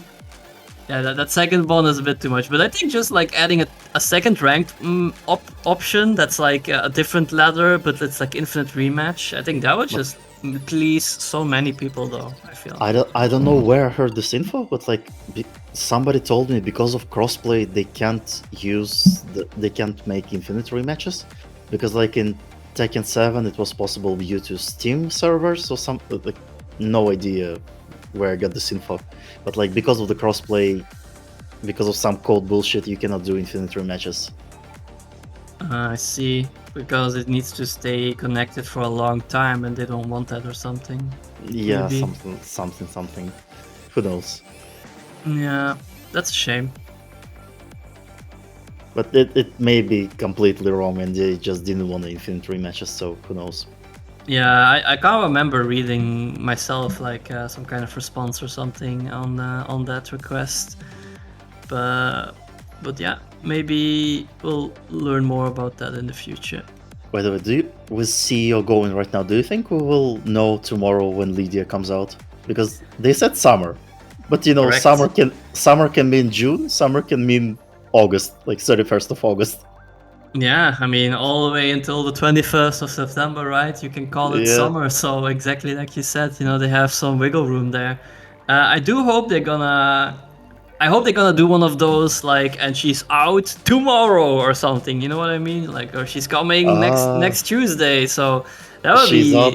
Yeah. If she will be out next week, it's gonna fuck over Evo, no?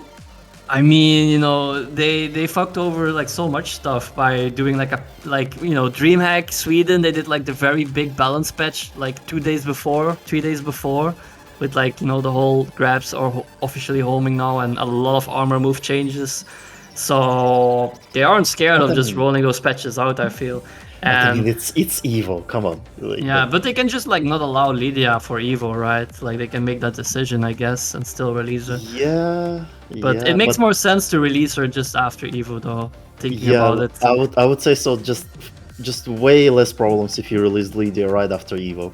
Yeah. Because honestly, like if you're gonna add her after CEO before Evo, a lot of people gonna have questions why, like a lot of casual audience gonna be like, why there is no Lydia because she's out, not why nobody's playing her. Like for a lot of people who play or watch competitive Tekken, they gonna know the reason because like it's impossible. A lot of people not gonna know the matchup. Not a lot of people not gonna have time to lab. So sometimes TOs make a decision, but yeah. Yeah, no, Kuroten. What I think is like maybe CEO, it's not gonna show anything Lydia, but you know, cause Evo is right after, and Evo it's gonna be like, because Evo is so big, right? They're gonna have Lydia's release trailer, where it's like, and she's gonna be out like, you know, the update usually Tuesday evening, right? So it's gonna be like the Wednesday. I think they usually do it then. The Wednesday for Europe, she's gonna be out.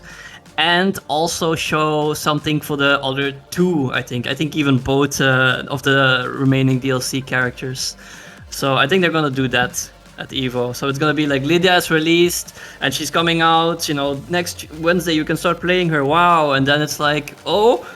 And then Harada probably says something like, yeah, that's all, and he walks away, you know, the whole thing. The shtick they always do, you know, it's so funny, you know. And then it's like, okay, one more thing, and then they show the trailer, and it's like the two remaining characters. Yeah. I think that's how I predict it going. My personal wish, if they would show, like, you know, in CEO they would show the next character after Lydia, and in EVO they announced the rest of the season, but it's not gonna happen. Like, I know it's not gonna happen, but at least it's my personal wish. Yeah, no, we'll have to see, but yeah, I am curious. I'm also curious, like, what's going on. I haven't been following too much about CEO, so I'm wondering, I mean, it's Saturday, right? So today is still leading up to top 8, right? And top 8 is tomorrow. Today is top 64, until the top 8, right? Yeah. It should be like this. Yeah, and the finals, or, you know, top 8, it's gonna be tomorrow.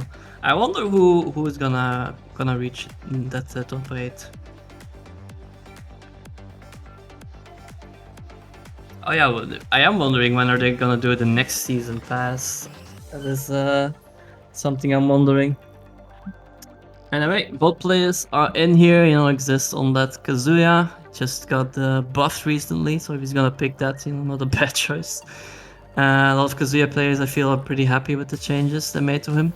And then Zeon, of course, with that Reina. Oh, shouldn't that say random now? It didn't say random, the Yakushima. At least, yeah, maybe some mistake from the players. But... yeah, I didn't see random, and I think now with the changes now it should say random. Correct me if I'm wrong. Yeah, you're right, it should say random, but... Okay, but anyways, for the first map at least, maybe it can be an honest mistake. I don't remember who was player 1 ace, but yeah, that should be illegal. Before it was confusing though, because they said they changed it, but it didn't change for player match, but now it does. No, it says it for the spectator. Before we have seen a lot of random the entire time. Like, I pay attention to that because it was a big thing for us, where it was very confusing. Okay, meanwhile, Zeon gotta take their own one. First blood goes to Reina. Good stuff from Exiszt, executing Gaer.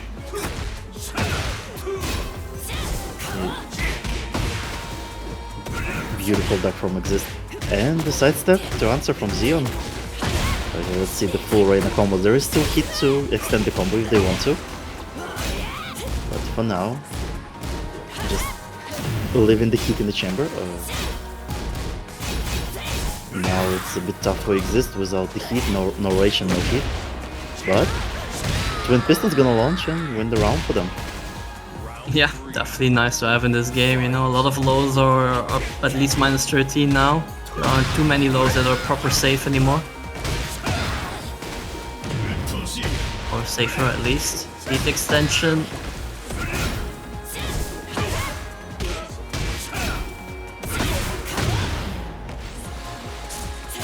Forward to gaming, working out, very nice step there to the left, and punish with the electric. Heat smash, Okizeme. into the laser, but it's enough distance to make it safe for Exiszt, so that's why maybe they went for it. Oh, he didn't let the punish rip. He was actually crouching there. Oh, very nice. Kept walking. Didn't fall for like pressing too early and getting clipped by that second hit. Both players just confidently stepping and punishing each other, I noticed. Okay, wave mix-up activated and also gonna get blocked. Now Zeon's time to combo.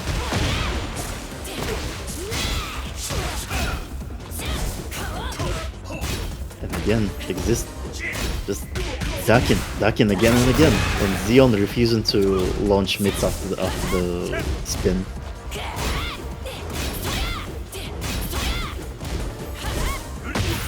Man, picking Yakushima against Reina, I get it, you know, I get it.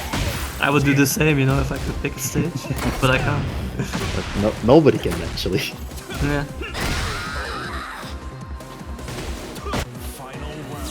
Okay, let's see the final round. I mean, I think now it's just like if Zeon wins, it's whatever, it's a game for Zeon, but we remind Exiszt that he can't do shit. But if he wins the game, I think we just have to go, well, no, you pick the stage. So yeah, Exiszt is playing for no victory right now. He's just playing for nothing, yeah. Well, like this. So yeah, it's 0-0 still. But, you know, good warm-up match between these two. Let's call it a button check. Yeah.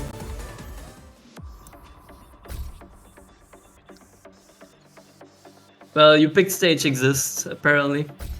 I mean, I noticed it right away.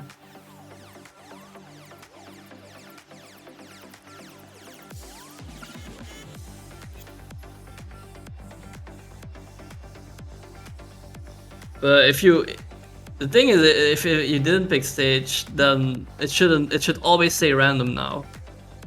Before it like didn't, but now it has done it every time. So it doesn't make any sense. Maybe we can. Didn't show Get ready random. for the next battle. See, here it clearly says random, right? And we can go back on the stream and show that it didn't show random on Yakushima. Yeah, maybe it was just a. Round one. Wait, why do we have a different character? Oh, I mean, Zeon can't swap, right? In this situation. Yeah, technically you couldn't, yeah. Because like it's technically it's a first game, so yeah. Yeah. It's kind of an oof. But you know, it is what it is. Rules are rules. So yeah. No, I mean this should also be, yeah, this should just also be replayed. Ah, it's annoying, but yeah. Because I mean he did lock in on Reina, so it should be Reina versus Kazuya on a random stage, essentially.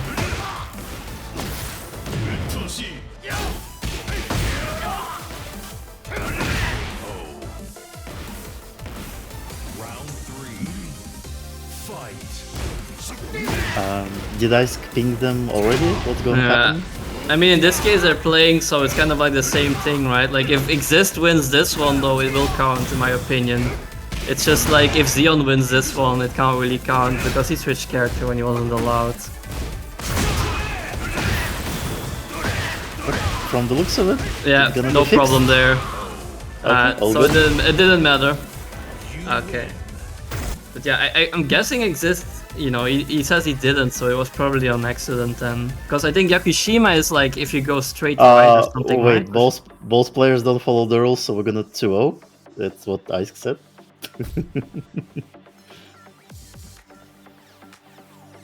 Or is it 1-0? What's the call here? Yeah, no, that's just 1-0, right then. But yeah, Disqualify both of them. Yeah, that's a good one. Yeah, that's good. That's a funny one. That's a funny option. I'm thinking about the stage select though. If you stage select and you... Where is Yakushima? Is that like straight to the right of random or the down of random? Because I feel like it can be a misclick, you know, you just clip the button and it moves, yeah. Who knows? But I don't know Exiszt, but it's just like, you know, you see that the game says random if you select random, right? So I don't know if there's like some kind of bug, but I haven't heard of anything. So we have to just kind of go by what the game says in that case. Can you like select it with your mouse if you're like a PC player? Like you mouse over Yakushima and click on it by accident or some shit? Is that like a thing? I have no idea.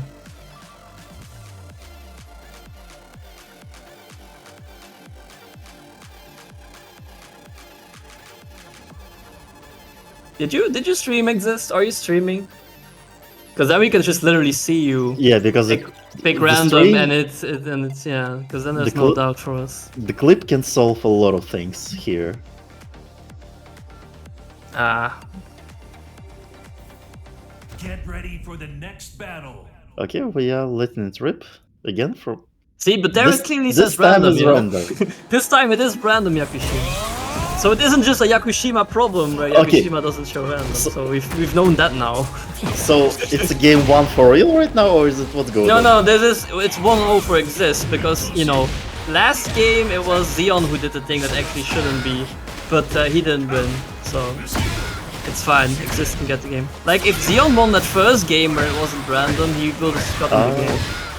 So according to the last 10 minutes, if shadow play is turned on. So maybe Exiszt doesn't really have a shadow play turned on, they can't really do that. yeah, I don't have mine turned on well, to be honest. But I mean, you know, Exiszt is doing well, so in the end it's not like it's changing things too much.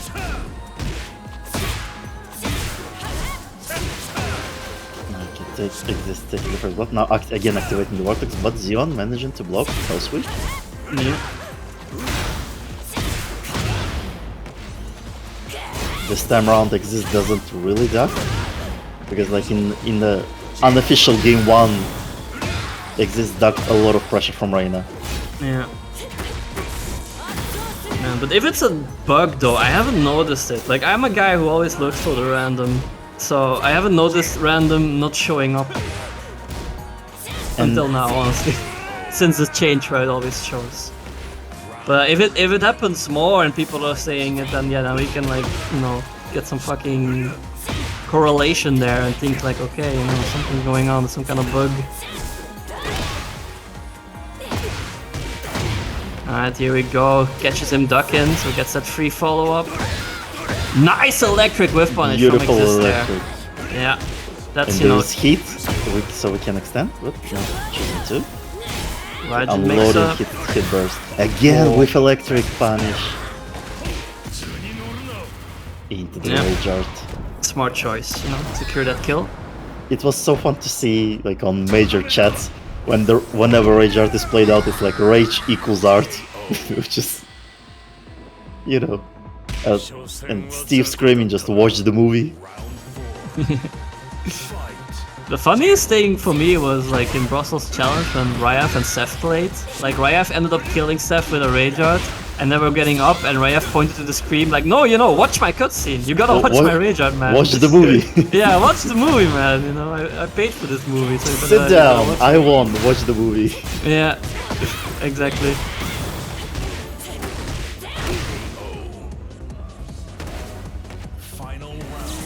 Okay, let's see the final round. Set point to Exiszt.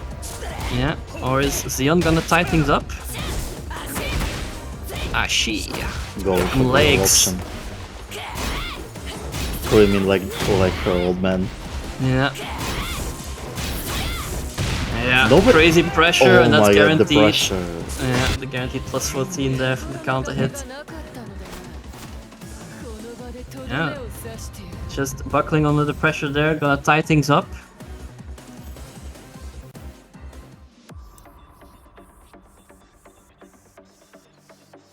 And now, well now, since it's, you know, Exiszt gets the screen again. So now we can like see, like maybe it's like something somehow with Exiszt and his PCs causing some kind of issue. Because now it would be Exiszt on the stage, so like quote unquote. Thinking about it, so. No, because sabotage doesn't exist. Yeah, it seems like it, right? No, it's random. And again, that's hilarious, but yeah, no, it clearly says random now, and now it must be Exiszt also who picked it, so I don't know. This is just... Yokoshima for 3 times. Okay, this is funny. In a fucked up way, I would say so. Okay, hit activating the hit smash. Wait, is it, I always confused. Is it hit smash or hit burst that activates heat? The armor move is burst. Ah, hit burst, Then, right. yeah, heat engager are the moves, and heat smash is the rage drive, as I like to call it. Yeah. It's a powerful move. The blue stuff, as they call it.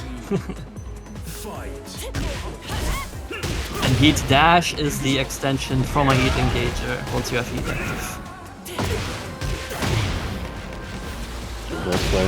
Both players activated their heat now. Okay, now Exiszt refusing to play the pressure from Xeon. And it should be it. Should be enough damage, yes. Exiszt swiftly taking round 2. Yeah. And again, set point for Exiszt. Okay, ducking on Reina again, and Xeon using it with the forward 3. Oh, forward. Is it forward 3 or forward 2? Forward 4. 4. 4. Oh, the parry! It's like a Hachi head, you know, the forward 4, and if you duck, he gets like 3 down forward 1, 2 at the wall. So oppressive. Also plus on block. Alright, nice little generic down 4 to seal the deal there. 1 round to 2. Small punish. You rolled 1-1-2 punish from Mishimas. What is that tracking though on the crouch dash 3 there, the lightning leg? Crazy. Maybe like micro dash just realigned it just a bit. Okay, beautiful duck from Exiszt and full punish. Yeah, that's the thing with Reina though. Her low options, they aren't that wow and very risky. So I feel like that's like, it's kind of like Heihachi was in that regard. Like the only low that's like, I think generally decentish, but it's like, it's a sidestep one.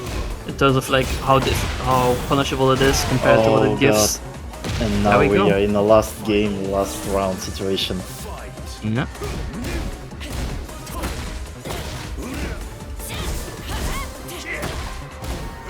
I guess like the thing to learn here is to always check the stage yourself, and if you see that it doesn't say random, you can know that you like something fucked up, and you just have to bail. Because if the player alt F4, the match doesn't continue, but like the spectator can't alt F4. Just immediately cut your losses, but Exiszt taking it was the beautiful electric combo. Yeah, I mean you won't lose a game that way anyway. Like if you check that it fucked up and you just alt F4. Then it's like, yeah, no, I don't know what happened, but the stage, it wasn't random for some reason. So, but yeah, there we go. Hard fought in the end, but Exiszt getting the 2-1 there.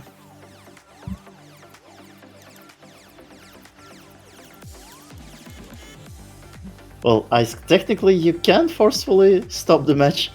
I mean, there are ways, but you know they're a bit more forceful. I mean, the only way is to really message the players that are playing, because you can't, if you exit the lobby, it keeps going the match, right? I mean, as a joke, just cut their court. You know? I guess, yeah, I guess. But the court needs to be enraged, though. just pull the plug for them. Yeah. But let's see, what's our next match? It should be Naevis Younes versus Kuroten. Yeah, some more Reina action versus the Lili then. So that's interesting, you know, Lili famously pretty good against Mishima, being able to step all those electrics extra nice. I remember even when Nie pulled out the Lili against Kudans, that one tournament. That was pretty hype. With all the nasty movements, and now she has like the new stance. Feisty Rabbit. Feisty Rabbit stance, yeah, which Gaeaf really good for Lili. Yeah, nice little mix-up she gets from that, you know, pretty good at the wall as well, you know, do a little spin to avoid any wake-up, and then when they wake up and they didn't do anything, you can just get that mid or low mix-up. Pretty nice, pretty nice. You know, overall in a game where the backwards movement is like nerfed a bit, making sideways movement that more important. she's definitely really good, you know. That's like it's always been a strength, and she also has a very complete package, right? She has a hop kick, she has a down forward 2, she has really She has really like forward 4 as the keep out tool and counter hit launcher. yeah, and oh, and she has, you know, big evasive high risk buttons like the Matterhorn, of course. So if you dissect her, she's actually pretty fucked up in this patch at least. Yeah, she's definitely good. I mean, she won Japan Evo, right? So Oh, yeah. And first blood goes to Lili.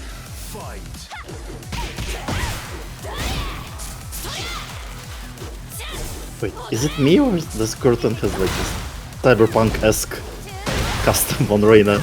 no, yeah, she definitely wants to stay over at your home tonight, you know? It's like the feeling I'm getting from her there. Yeah, it's not the first time he's being that one.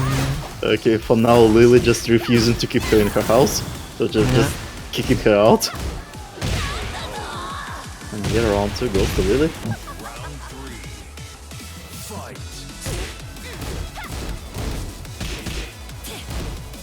Whoa, what a call out with that low block there. I'm glad they nerfed the Voilado. That move was a bit too stupid. Yeah, way too much damage on the wall. Wow. Okay, now Naevis Younes is in trouble. Dropping the combo a little on Kuroten. Oh my god, what a call out! I forgot the name of that move, but yeah. Me too. Just jumping on your head, twerking on you from above. But Kuroten managing to recover. Matterhorn. It's a bit off axis, but Lili's combo route is pretty flexible. Nice. Oh. I like that heat there. Into the feisty rabbit. Shooter works, doesn't let it rip. Gets caught though by the heat engager. Full combo, gonna get the wall here. Nice. Good guess on Kuroten. Okay, now there is still a chance, even though there is big disparagement on health, just because of the heat. Kuroten can easily come back into this one. Yeah, recovering a lot of health here thanks to the rage as well. And Suddenly, now we're almost equal on health. Yeah, but there we go, big 2, 4. But yeah, should be killable, right? Yeah, it's a little. Yeah. And game 1 goes to Lili.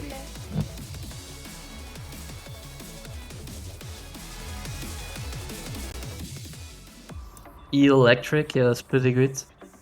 I saw like a theory about the Mishimas that they, the way the electric works, it isn't that they generate electricity to zap you on the outside, but like the electricity they generate, it's like an eel, and they use it to like make their muscles spasm extra hard to get like more force. Contract the muscles, yeah. Yeah, to create more force that way. I thought it was pretty funny because that means like they have like eel DNA or some shit. In the Mishima line. Mishima line is like half demon, half eel. Yep. And here, random Shima again. Lots of Yakushima today.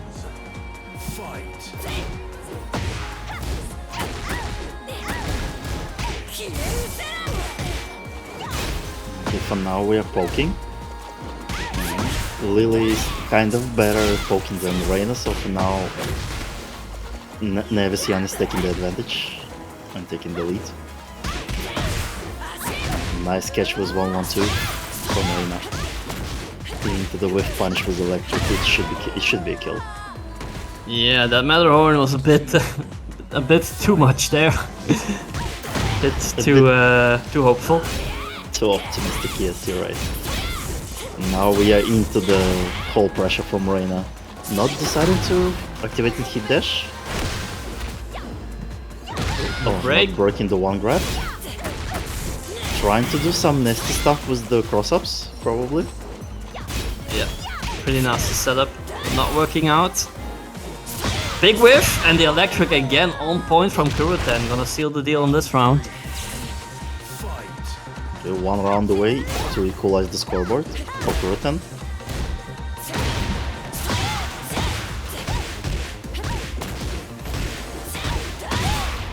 I feel like even though Yokoshima is not really the best map for Reina's pressure, but it's good for Kuroten specifically because they were like backdashing a lot of Lili's pressure and with punishing it beautifully. In the previous map, it wasn't that possible because the map was really small, one of the smallest one in Tekken 8. Yeah, no, I agree. Like, this match definitely feels like Kuroten being a lot more patient in offense and baiting out whiffs or panic moves like he did there and just getting that punish and sealing the deal that way. So yeah, some nice adjustments here from Kuroten, tying things up here 1-1.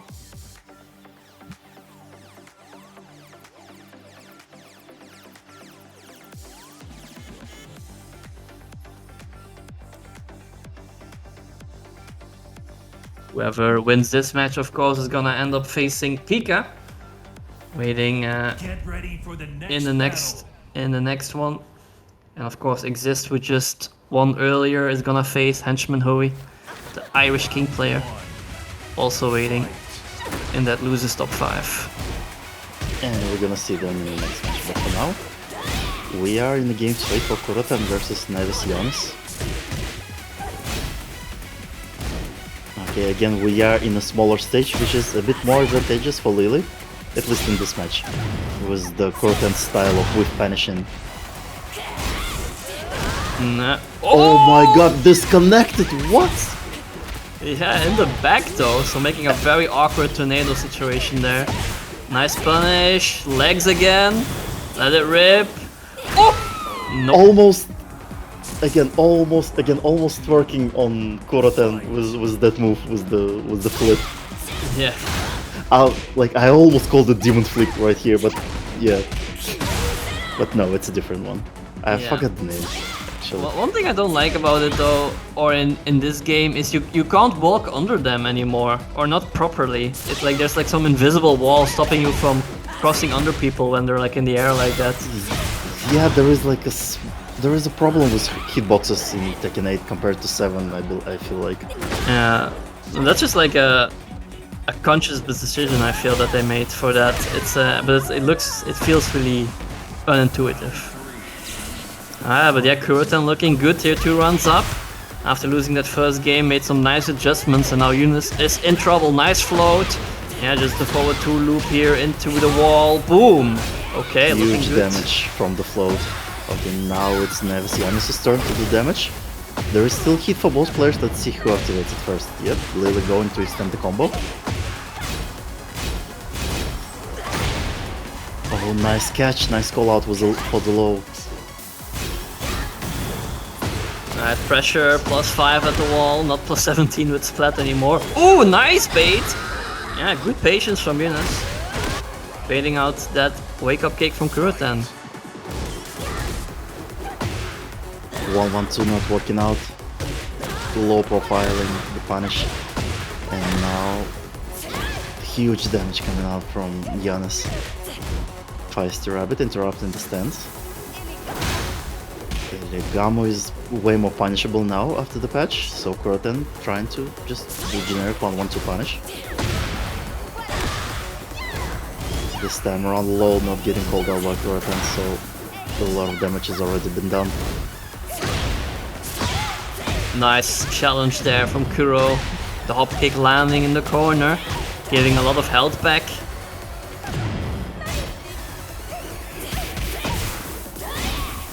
Pressure. And being careful of the panic options he has. Feisty Rabbit mid. Oh, counter hit grab, but still gets blocked. Big There's crouch 3 there. seconds. And No Richard, way. is it gonna connect? It connected. Oh no, it's a counter hit. It's so over. It's Watch so watch over. the movie. Yeah. Don't pluck. Watch the movie. Wow. It's like it felt like in that sequence the only thing Kuroten really could have done to still win is like almost rage art essentially. That's how it felt there. Like I don't think if there was like a reset to neutral that he had the seconds to really land like a hell sweep for the kill or something, because he would need to go low then. Yeah, oof. But yeah, well played for Younes as well, though. You know, that first game definitely in control, and the last game a lot more back and forth for sure. But yeah, Kuroten too solid there, as he seals the deal.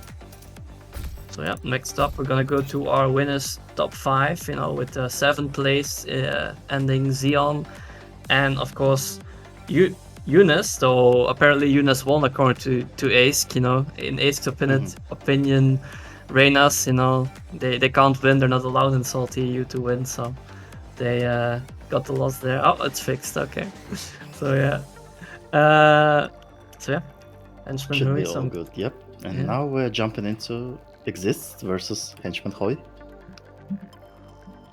King versus Kazuya. Should be fun with all the Kazuya buffs. And also, like, not all of the grabs homing Exiszt, actually doing the good job with the sidestep in the previous matches, so let's see how's it going to turn out in this. Yeah.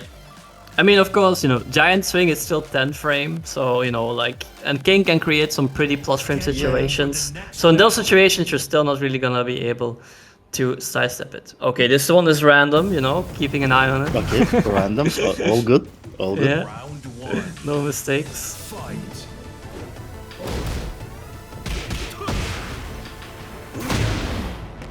Okay, good start from Exiszt into the vortex that Hench Man Hoey doesn't block. First wall break, we are extending the combo. We are going to the next wall, I believe. Oh, the heat smash is also gonna break. Lots of, yeah. God. It's a lot of damage. Dropping it a little, but still huge advantage for Exiszt. Nice! Goes for the duck actually against the down forward 1 option. And now suddenly, Exiszt doesn't really have a lot of health. But the vortex again, gonna do it with the hell sweep. Yeah, the wavy mix up. Gonna deal it. Okay, Hench Man Hoey refusing to duck for now. Into the laser, okay. Nice break on the giant swing. Armor versus armor, and Exiszt gonna win this interaction. Yeah. Gotta be careful with the approach, the 4-4 neutral too, because Kazuya can actually launch it on block. Since it's There is minus still 13. hit for Henchman. So yeah, it's not really over for them. Here we go, big boy combo. Yeah, extended with the heat. So he has Okizeme and the heat smash available, gonna go for the low. Because, like, you know, after Shining Wizard, if the king has heat, you really don't know what's gonna get up crouching. Because the heat smash is such a powerful option there. Oh, here we go, big counter hit with a down forward 2, actually gets the perfect electric. Look so at that much damage. Exactly.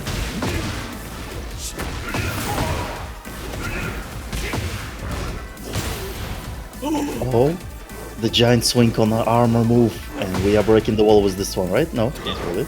There's also a lot of damage. Oh, I wish it broke the wall. If Giant Swing broke the wall, that would make me so happy. Please, you know, that's the next buff I want. Nice reaction, I think, from Exiszt there. You know, it is a Into the 23 laser. frame grab. You can react to it. Yeah, solid first game from Exiszt there.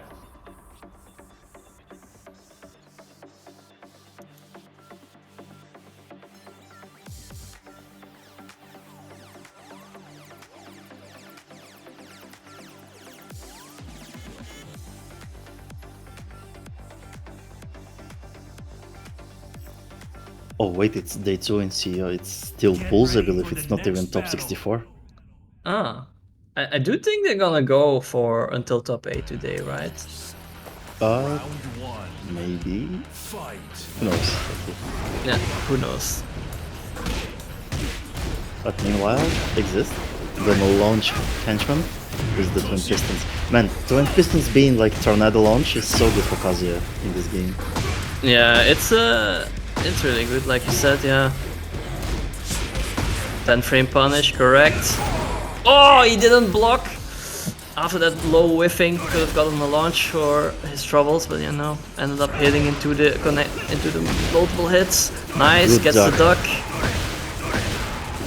Doria, not okay. Enough Dorias for now. There is still hit for Henchman, so Shining gonna get broken. Too much damage. Not gonna be able to take that hit. Nice, gets the clothesline. What the hell? The wild standing too? Okay. That's a big challenge. We're working out quite nicely here. Oh, not going for tornado. Maybe not being ready for the move to heat. That exists on the set point. Oh yeah. Electric. Yeah, sadly dropped the second one though. Whoa, okay. I don't know if he was slow there or what happened, but that should punish normally. Okay, this Okizeme is a lot less good now, so...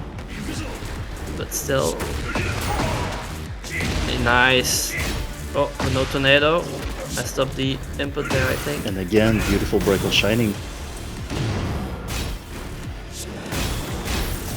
Yeah, unloading it immediately. Both players are in rage. Ali Kick's not reaching, and Exiszt gonna win the round off a whiff of Ali Kick. Yeah, very nice. Getting that counter hit on the forward 4, sealing the deal, and it's gonna be Exiszt moving forward as he eliminates Hench Man Hoey in shared 5th place. So yeah, Exiszt fighting his way through losers. Who even put him there? Let me take a look if I can see. It was Bero actually, waiting in the winners final right now. Oh, so if Exiszt keeps winning, he might, he might have a chance at a revanche. Man, Bero put in the lower half of the bracket a lot of strong people. Like, actually.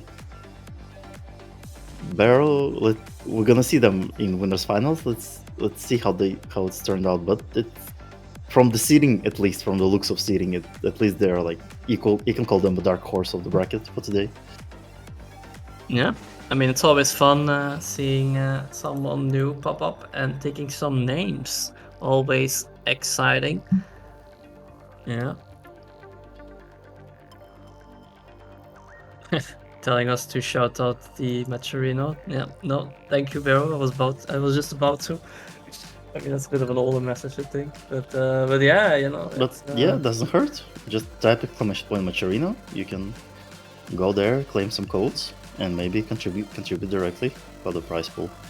Yeah, if you're just tuning in and haven't already, like Napso said, you just click on that link, top right on the Maturino website. You can log in using one of your other social medias, like your Twitch, for instance, by which you are viewing this stream right now. And then you can just click claim code, and then you will add for free 25 cents into the prize pool. As long as there are codes left to be claimed, we have 33 out of 50 codes still left to be claimed to add some free money into that prize pool. So please, if you haven't already, click that link and claim a code. It takes barely any time while we're waiting here anyway for the next match to start. And you know, all these players will appreciate you giving some extra kebab money to the winner of this tournament.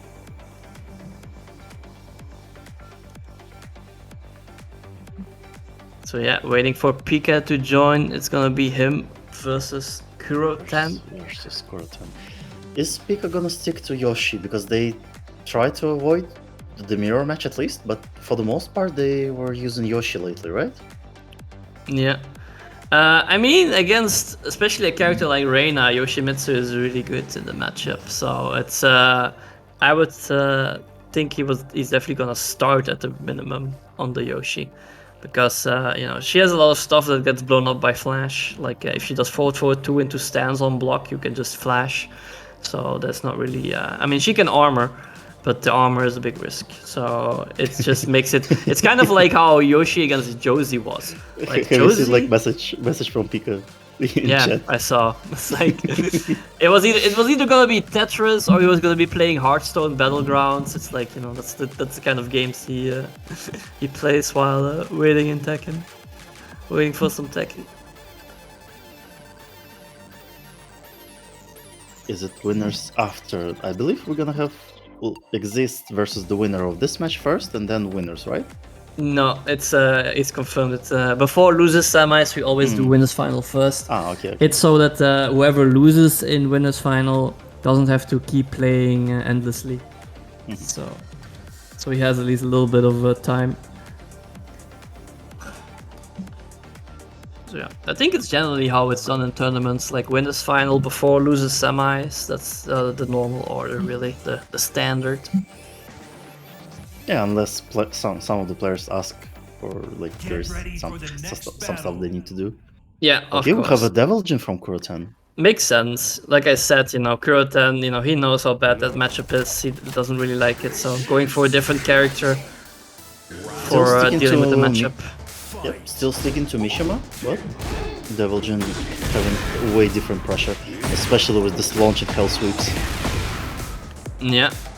I mean, in this game now, in this patch, he's like really all about just that 50-50, I feel, with the hell sweep. Again, opting for the cheap damage on PiKaH.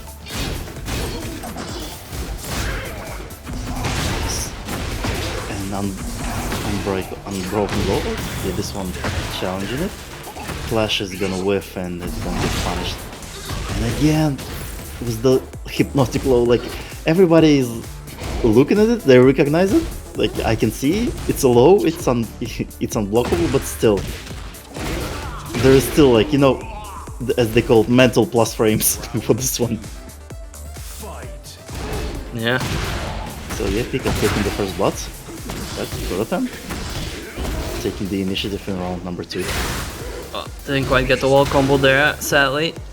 But yeah, has a bit of a lead on PiKaH here. Ball running in, gets clipped by the 4 tilt tree. Nice, 4-2 landing its mark, big slash kick. And there we go! That might have even been a punish. Dropping the combo. A lot of drops here from Kuroten though, like you said. Morgan Crow gonna whip, but not gonna get punished by activating the heat. Yep. Nice evasion from PiKaH with spins. It just sounds like some kind of grunge band or something, like his stance. You know? That's splat against the wall. Oh, Samsara gonna try and beat out the unblockable there. Just gonna trade. Rage active for Kuroten. Gonna do a lot of damage with a little need for anything, or just running out of time. Big electric. Don't drop it this time. No, he doesn't, and that's gonna be an easy kill. Making it simple was forward too. Again, winning the round start for them and pushing PiKaH all the way to the wall. Alright, gets his hit down forward 1. Heat active though for PiKaH. Forward 1+2 hits, full combo of course. Not the breakable wall on that side. Ooh, misses the last hit. Not gonna get the wall. Forward 4. Gonna jump over this time. Oh no! Yeah, switching not into the funny move. Not the funny move interrupting Devil Jin. Nice float combo here. Going for the carry.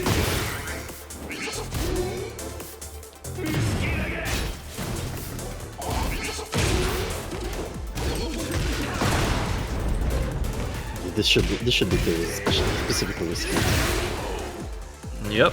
There we go.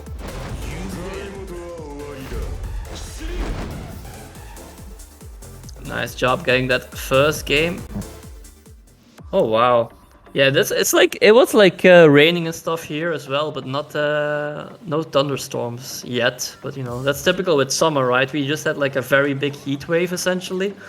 Like it was crazy. I've burned my legs being outside reading, and now it's raining, so I feel like it was gonna be storming pretty soon because you know it's always heat and then like a crazy summer storm. That's like how it is here. In general, weather has been shit for a couple of years. I would say so, at least in June, July. Like moving from one extreme to another, and PiKaH switching back to EMEA actually in this matchup. Going somewhere? Round 1. Okay. Again, we are in a small arena. No stage gimmicks on this one. But it's a small arena, and Nina can do a lot of damage on the wall. Yeah. This is just pure fundy Tekken. No gimmicks at all. Ooh, whiffs. Beautiful side step. Trying to catch Kuroten on wake up with the launchable move, but we are mashing on strings with Kuroten, so yeah, PiKaH gonna take advantage and just not miss the combo.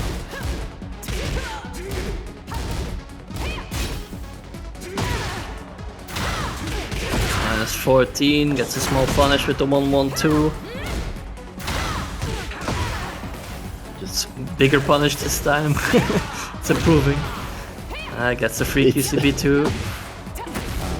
We are almost at the wall now. Kuroten needs to find their way out because it's gonna be scary at the wall. You really need to duck the high in that string. Before it would jail and you would need to stab the last hit, but now it's actually a low high you can duck the second hit. Oh, big electric! Okay, he has rage as well and he has heat. He can do a lot here. So this should be a kill with the walls, right? No, not really. The walls Heaven's Gate whiffing. That was big. Walls. Nice. Nice duck. But Yeah. the walls kind of fucked Kuroten over. Yeah. Again, beautiful electric from Kuroten. Man, Kuroten demonstrating like huge, sense of timing with the electrics on Reina, on Devilgen as well. Hello, wake up also in one. PiKaH just gonna spend it all. Oh, here we go. Catches him with the down forward 2 though. Easy kill with the wall, yes sir. Just stop on them. And PiKaH on the way to pick up the round number. Wow, he can actually react to sweep the floor or something. Honestly, crazy. Yeah, which is so hard to react to, with all the rolls. Oh my god, beautiful duck. And into the full damage combo.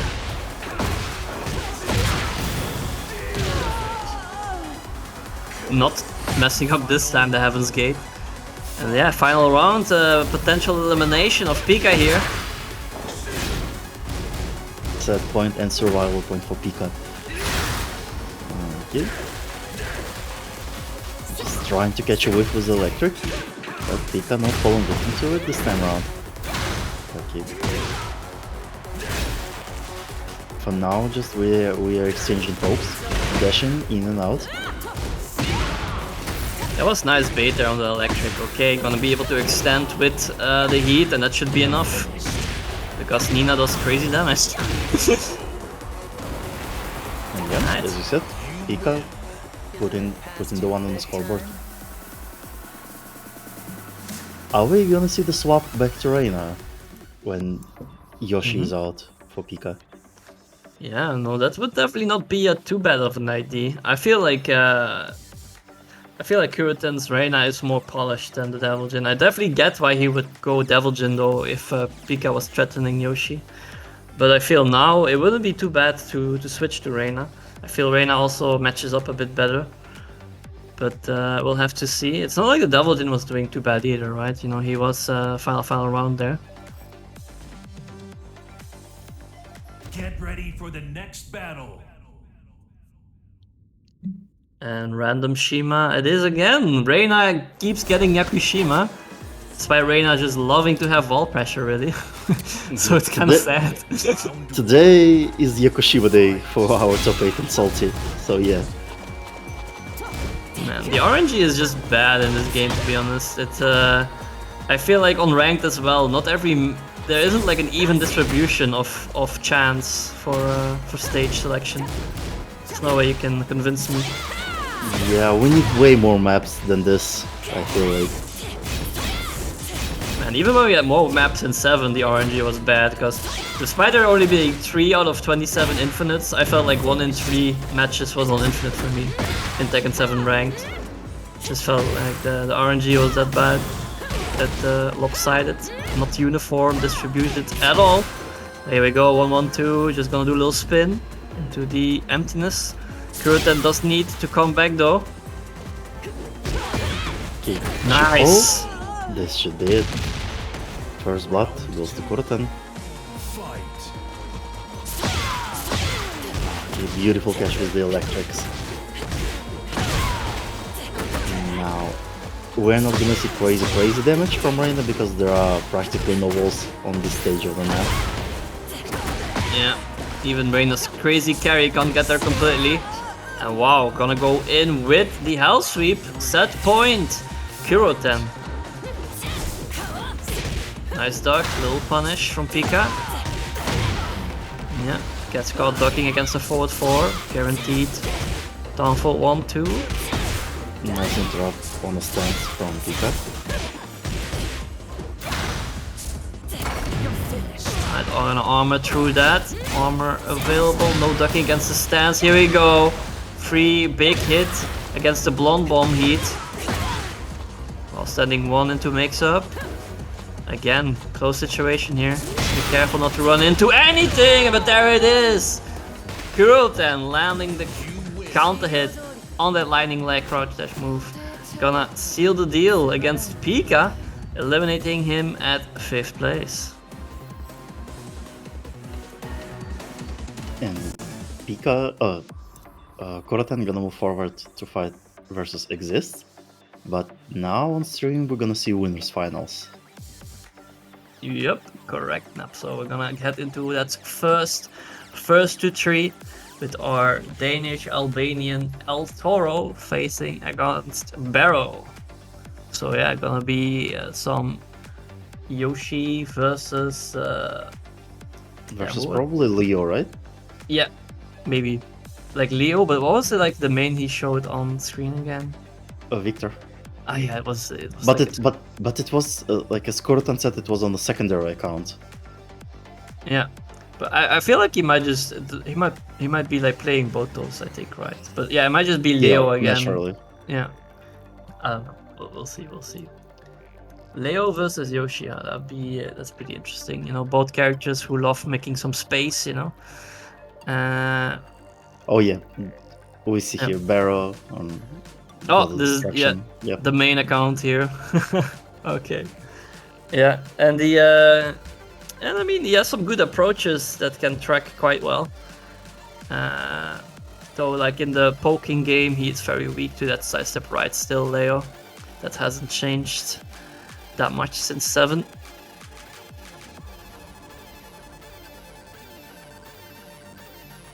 But yeah, man, Yoshi in this game though is really crazy. That's why, I mean, a lot of people have picked him up for that reason, I feel. And character loyalists have been cooking with the character, like Kane and Trench, for instance.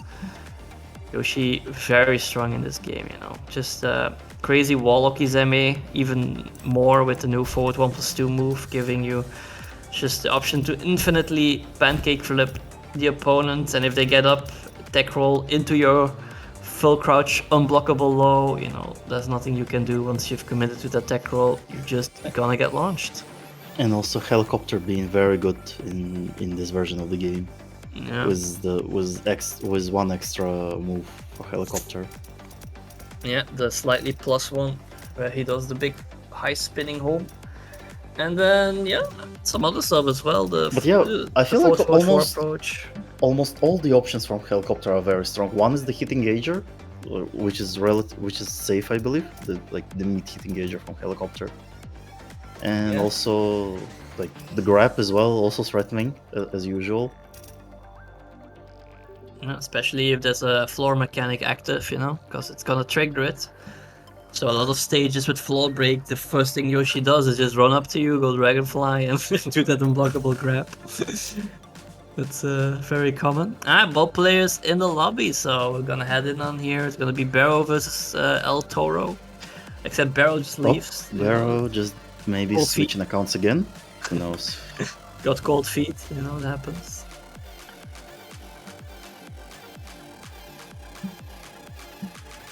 I'm just gonna wait until he comes back. DualSense moved my mouse and picked the right side. Maybe that's what happens to Exiszt, you know? Yeah, I mean, PiKaH himself said it happened sometimes to him where the mouse would cause like stage being picked. So I feel like that must be what happened, because otherwise it wouldn't show not random. It's like, it's a good thing I picked it up, you know. I'm so sharp when it comes to shit like that. Yeah, welcome, Yomungander. If you're just joining, we are here in our winners final. So it's gonna be first to 3 here in our Tekken 8 tournament. If you would like to support these amazing players, you can click on that Matcherino link. Log into Matcherino. It's top right, login button. You can just choose one of your other social media accounts, like your Twitch account, which you are chatting with right now. And then you can click the claim code button, and for free, for like only 5 seconds of your time, you can add 25 cents into the prize pool, which is honestly amazing, just like Mr. Exiszt did just now. We have 32 more codes left to be claimed, and I would love it if you could help out. Alright, both players readying up. Let's see some Leo versus Yoshi action. I'm excited. And also don't forget to join the community if you're not in Discord. You just maybe participate in some tournaments or just chat or ask players about the game and chat around. Oh wait, Discord. Exclamation point Discord is not working. Okay. I guess it's broken. Strategy of EM right now. Is it like a these nuts joke? So Get ready for the next battle. I can't say I'm familiar. Sanctum. Sanctum random. That's the first time I think we've seen Sanctum today. Okay, not Yokoshima at least, I would say so. Yeah, that's the most important bit. Okay, now El-Toro just baiting Bero to commit with all the Indian fences. And El-Toro catching Bero whiffing. Hypnotizing. I feel like sometimes it's hypnotizing, you know, this unblockable low from Yoshi. Like you see it, but you don't really do anything about it. No, what I do is I block low. And it's like, why did I do Oh that? yeah, of course. That doesn't work. Or you try to parry it, you know. I mean, Geese could low parry it with his special low parry. that works. Fortunately, Giz is not in this game. Yeah. I mean, this Dragunov has a special low parry, right? But I don't think it works against it now. Not against unblockable, I would say. Yeah, I think Leroy's does though. I think Leroy Hermit stance does. Thinking about, yeah, I think it does. Yeah. Ooh! The rear, but yeah, he has the shoulder from the rear. What a movement from El-Toro. Just jumping out of the wall.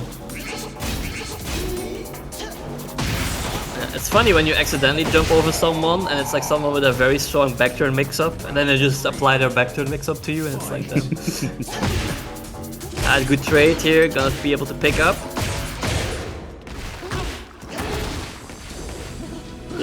Oh, not managing to pick up at the wall. Nice, jazz hands counter hit, gonna give you that full combo here. Hey, lots of damage. Punish.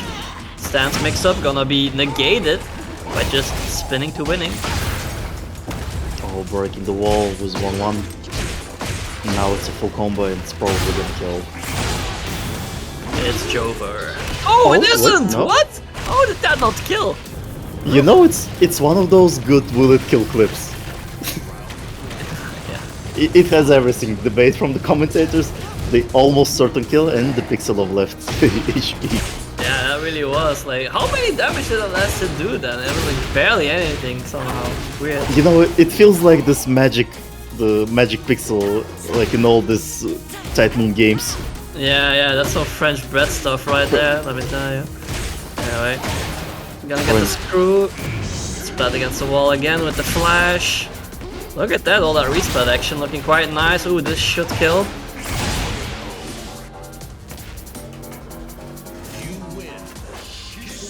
Yeah, El-Toro on a tear, honestly. Like, nobody is stopping this man today, it seems.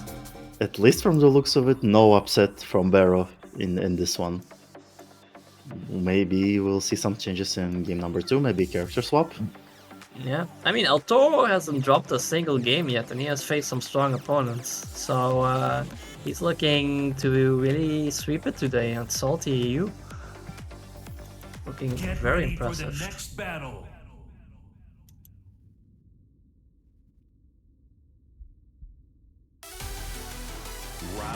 one. Fight.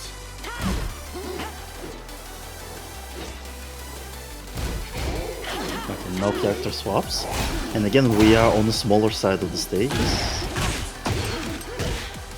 Ran into the bad bread, gonna get that full combo. Nice, splats him against the wall. Oh, man, crazy Oki options from Yoshi, nice. Gonna be able to tornado, has heat active. Beautiful combos with the walls from El-Toro.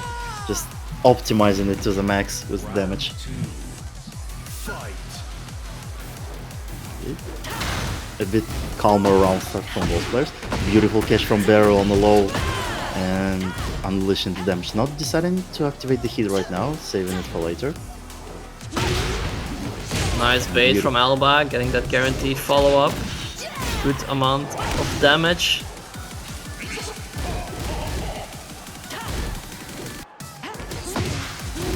El-Toro just doing good job baiting Bero into the offense. Helicopter. Yeah, big whiff falling was short. splatted. Yeah. Man, this can kill right now. Yep. Yeah, Yoshi in this game, no slouch. I mean, there's so much strong wall potential, you know, 1-1 wall splitting, heat smash wall splitting. It's just crazy amounts of damage you can put out with the wall behind opponent. Setting up, but no sword means like it didn't clip Bero, I believe. Yeah. Nice choice though, you know, that hitbox is very big, so going for a move that remains crouching was very smart there. And yeah, the mid's gonna seal the deal on the wake up, and yeah, ALBA just 3 rounds straight here, 2-0 now. Really looking comfortable as he's just gonna seemingly sweep himself into that grand final. Who can stop this man? Is it not first to 3 right now? Yeah? Like the finals, yeah. Yeah, it's first to 3. But I mean, right now, you know, the momentum. Oh yeah, right now momentum is on El-Toro's side. Yeah. You know, took that game 3-0, 2-0 now, hasn't dropped a game yet. It's just feeling like ALBA is gonna sweep the entire SaltyEU today. So, who can stop this man, chat?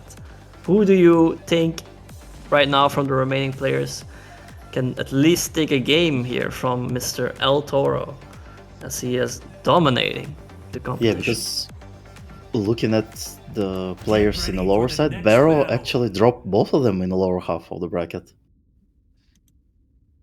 Right? Bero dropped Exiszt and Kuroten, so yeah. Alright, floor break stage here. We're gonna have some samurai dueling now. I wouldn't call Victor a samurai. He's just a French dude with a sword. That's true. He's a wannabe. I mean, Yoshi's also a ninja, not a samurai, right? So. Yeah. Alright. Good catch from Bero. Oh, Yoshi is like ninja with the samurai setup, I would say, with like, you know, 2 swords. And Victor using the sword, but mostly using like 2 knives. Yeah, and, like the gun. And the gun, yep. But his sword is definitely a katana with a very weepy name, you know. And here we go again, the unbreakable grab, you know, so good in the floor break stage.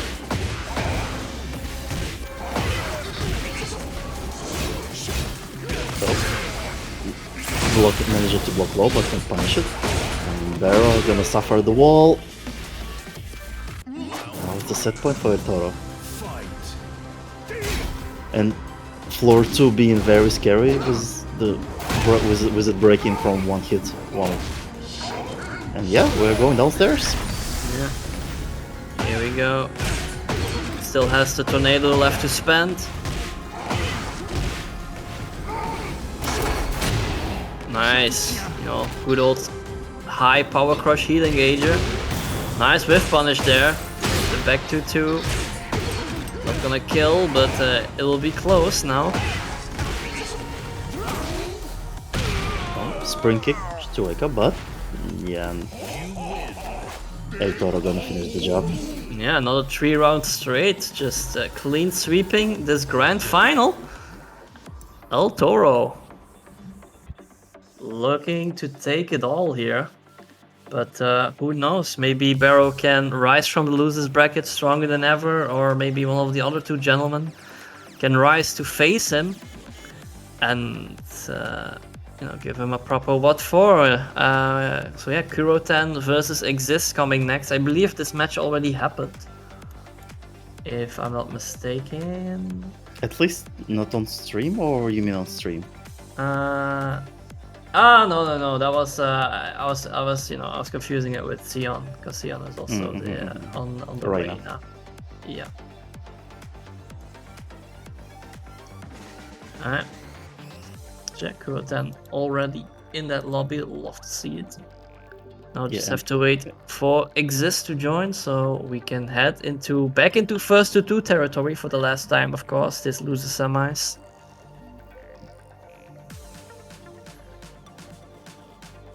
They call each other samurai in the intros, yeah, but like Victor calls every Japanese person a tissue hand holder, or whatever you would like to call it. So What? yeah, it's like I love Japanese people. They handle tissues on the streets. It's like, damn, Victor, that's some stereotyping you're doing right there. This is so French. This is. I mean, he's old, he's from that older generation, so you gotta, it's like when grandma and grandpappy get like a little, on the dinner table, it's like, yeah, sure thing, granddad, No, it's not French, he's ridiculous. Well, yeah, fair.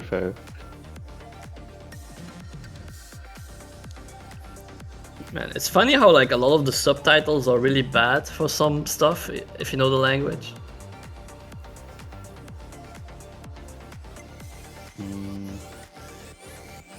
Yeah, well, I remember. Tekken famously is not one of the Leo voice acting for German is like it's an old meme, It definitely.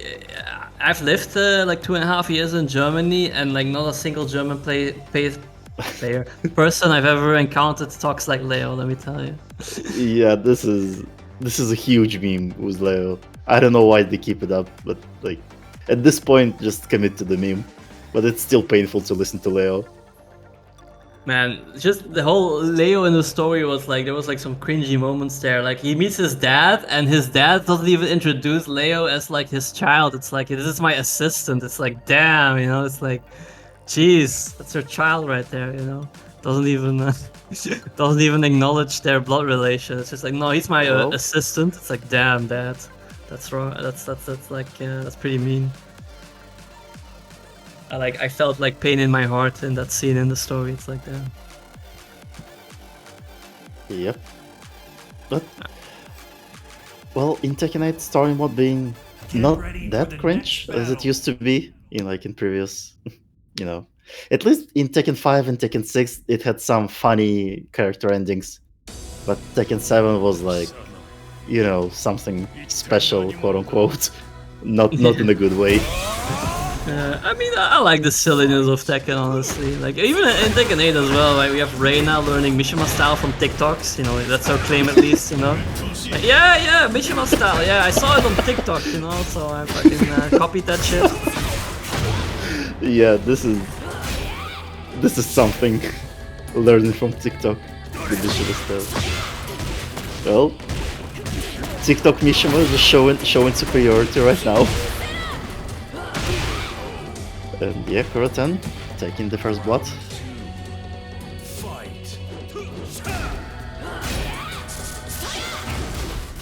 But yeah, Reina definitely has this zoomer energy, Like... Yeah.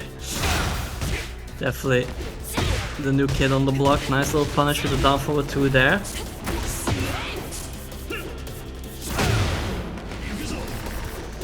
Engage. Big mid.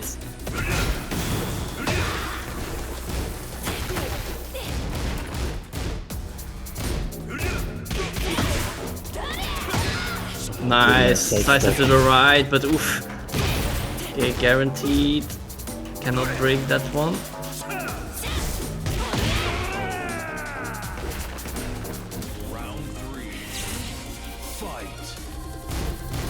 Okay, Exiszt needs even with the good sidestep, but not fully punishing the whips.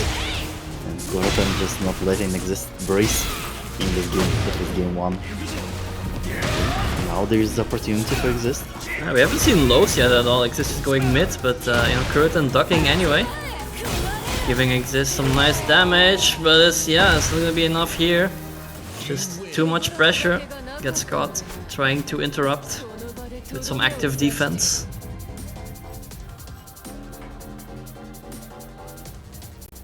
Man, TikTok Mishima sounds like an insult, you know? Man, she honestly is kind of crazy because she's also like very much a waifu character in terms of like her evasiveness and stuff like that. And then she has like she has all the generic tools, like she has like the hop kick, the instant screw hop kick, she has the down forward 2. And then she also has like the Mishima wave dash, electric, L sweep. Yeah, Crazy. flash punch.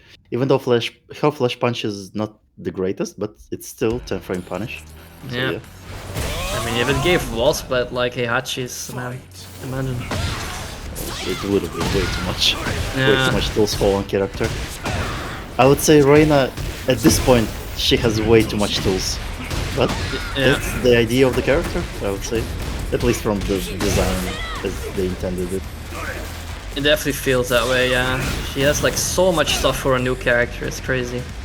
So that makes it also a bit harder to play because you have a lot of decision making that you can do with her. Ooh, big whiff, small punish. Exiszt dropping the combos, it could have been a kill, but Kuroten still having hits, maybe trying to save it for Engager, but deciding not to. Oh, Kuroten's back to movement, backwards movement rather with Reina is also really good. You saw her like making those stubby pokes from Kazuya, just whiff with backdashing. Oh, guaranteed, no forward there. 1-1-2. It's to challenge, just thinking it was down for 1 by itself. Gets caught by the follow-up. And Kuroten just working on Exiszt with the wave dashes after the round is over. Yeah, I don't know how to describe the sound that she makes when she wave dashes, the little zaps. It reminds me of something, but I can't put my finger on it. She's Yeah, down it's- for 1-4. Oh, finally a low, we see a hell sweep from Exiszt.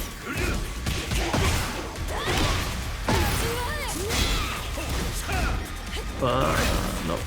I always think that's punishable for some reason, but I didn't. High teeth engager, +5, doesn't use it. Just look. Oh, nice, yeah. Nice punish. I like the attempt from Exiszt there. The delay hop kick there.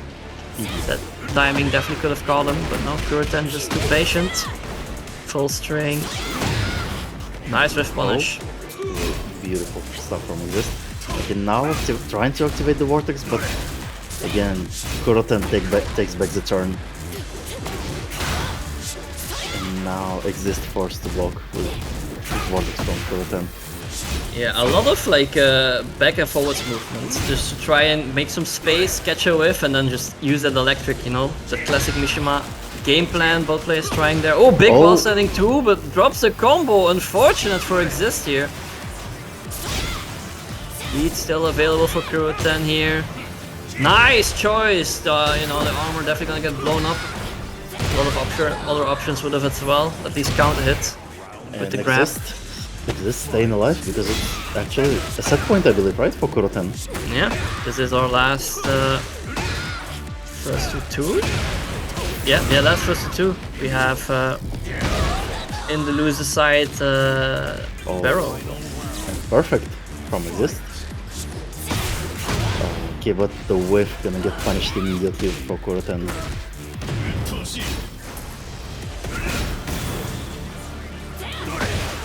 Nice whiff punish. Kuroten trying to catch him running in with the down forward 2. Another unfortunate combo drop though. Keeping Kuroten more in the game. Alright. Full string, giving him the wall. Yeah, look at this damage. And one mix-up gets it. Armor break. Guard Still break, so gonna good. win. Yeah, it's really hard to react to that, and you also need a move that'll actually hit her when she's rolling as well. And It's, you can't scary. really react because it's like I believe it's the first time, at least on stream in the evening, that Kuroten used that move. Yeah, that's true. He didn't do the charge up roll at all until the end there, and used it to seal the deal. So yeah, Kuroten gonna advance 2-0 against Exiszt here to our losers final to face Bero, who beat Kuroten earlier 2-1 on the Leo. So now, but it's gonna be a first to 3 now. So at the minimum, it's not gonna be the same score. So we'll have to see what happens this time. Who gets to face El-Toro, waiting in the grand finals on the winner's side. While we wait for the players to load in, you can just, if you're just tuning in, this is SaltyEU Tekken 8. It's a weekly tournament. This is the 17th edition. We have a match arena. I just posted the link in chat. You can click on that link, top right button, click on the login, use your social media account like your Twitch to log in. And then you can click claim code. It'll take like 7 seconds or so and give a free 25 cents into the prize pool for these amazing players. Let's see what happens here. Bero versus Kuroten. Now Kuroten determined to make a difference from the last game. I believe their last game was 2-1, 2-1, right? To Bero. Yeah, it was pretty close as I recall. Kuroten, just beautiful spacing.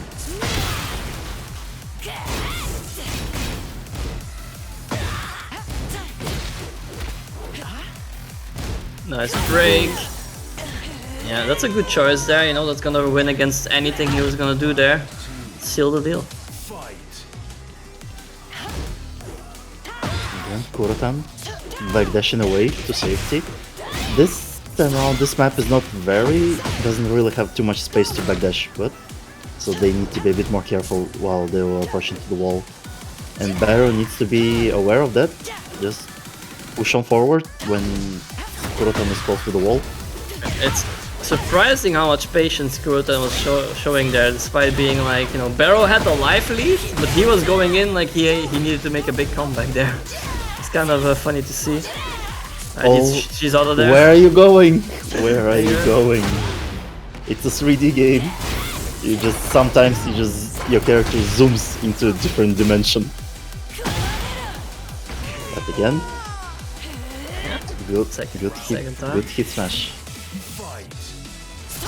Yeah, it's pretty cool, especially when you have a breakable wall right with her, because it does do that.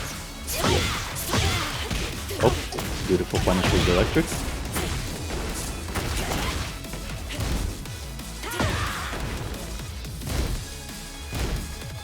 Bero challenging the forward pressure. Nice evasion from the stance, getting the launcher. It's one little hit, and there we go. Nice punish with the 1-4. Sealing the deal, round on board for Bero. He's just finishing the strings and putting Kuroten's back to the wall. But again, Kuroten mashing out of the situation with the electrics. Trying to sidestep away from the wall. Kuroten just trying to make space and try and see a whiff from Bero. Bero just, you know, going into the proper range. Try and get a challenge, right? It's gonna armor, heat active here. Oh, again. Going for some unusual timing moves. Trying to catch Kuroten out with some off timings. But I feel like Kuroten is not gonna get caught by some of this because of their patience. At least today. Yeah, nice block there. Guess it correctly against the hell sweep. Alright, make sure to position herself away from the wall a bit. Doesn't want to get caught there. Alright, back to the wall for Bero, but man, that was a big whiff there from Kuroten. Easily punished by Bero here. On point.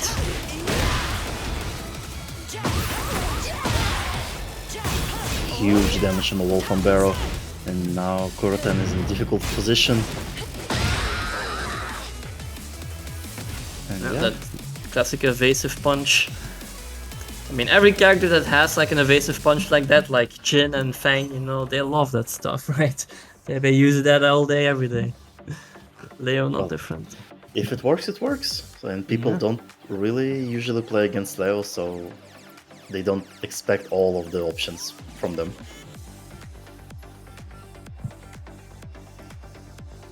Yeah, I mean, Kuroten showed no nice patience, but Bero just, you know, towards like the backwards movement, he would just go in and force his mix-up in a way where it didn't really matter. Like, you know, you can make some space, but if opponent just runs up to you and starts then doing something, you can't get away in time, you know? It's not like in Tekken 7, where like a character like Zafina or Yoshimitsu, you could run up to them, do a button, and it would still whiff because they're still backdashing, you know? Like, that's not possible anymore in this game. Get ready for the next It battle. forces you to be interacting more. Okay, Kuroten going for the switch, going for that Devil Gem.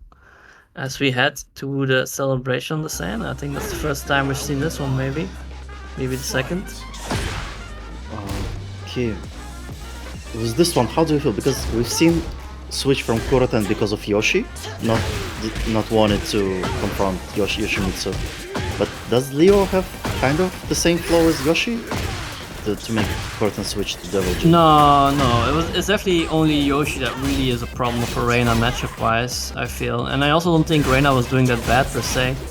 But I mean, you know, if Kuro wants to switch, he can switch. That switches the position there with the throne of broken. Oh, big Samsara, okay. You know, that's a pretty good panic button he still has, that Devil Gem. Not as strong as in Tekken 7, but still good option. Yeah, a lot easier to punish now. Oh, big catch. electric. Yeah, that's definitely gonna kill. This should do it. Yeah, one thing I like with Devil Jin though is like the thing you can do to make while standing 3 combos easy by, you know, holding the button and then pressing it. To get, like, you know, instead of while standing 4 from crouch dash, which is easy, you get while standing 3 instead by holding the button. I think that is like really interesting, like the way the combos work. Opinion me. Tornado still active, not gonna spend it. Wall splat from Keep Engager. Now we're gonna spend the tornado. Oh, with it, just dropping the combo a little because of the wall. Good poke from Bero.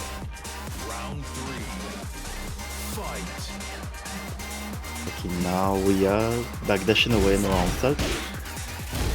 Trying to make some space between the characters. Oh, good catch from Kuroten was a counter hit.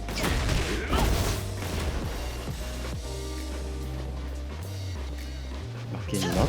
Even though Kuroten have an okay advantage and pressing Bero into the wall, they decided to take a safer approach and just backdash away. Yeah. You know, Kuroten just loves getting whiff punishes, I feel. That's his, that's like the feeling he loves the most in this game, I feel. Just getting a nice whiff punish. There we go, 4-3+4. Oh, but man, you know, he can really make that full card sweep come out fast. There we go, while standing 4-4 action on the wake up. 2-1 here. Are we gonna tie it up, or is Bero gonna advance into a set point situation? Oh, mashing on the string and activating the heat for Bero. This doesn't look good for Kuroten. There is still heat. Oh! There is a chance. Pressing with the electrics. Okay, ducking the fight. Bero definitely taking the risk. Was ducking Kuroten. And I think Bero was kind of scared of Hell Sweep. Because, you know, Hell Sweep in Rage would still do enough damage to kill there, I feel. But there we go! His own sweep gonna answer and get the tie here. Tying things up.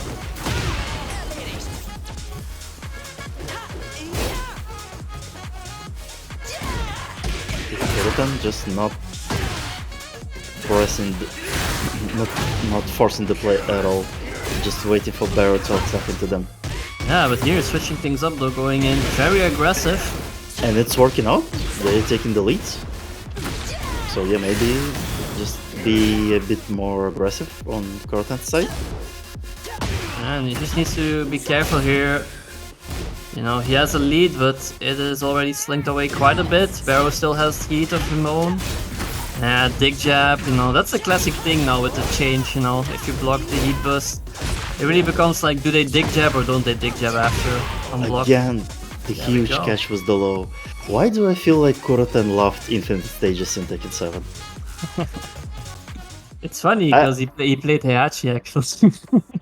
Yeah, but like, Heihachi player. looking at the gameplay, Yeah. I catch a vibe that they liked infinite stages. They feel more like a Kazuya player, right? Like Yep. than a Heihachi player. But yeah.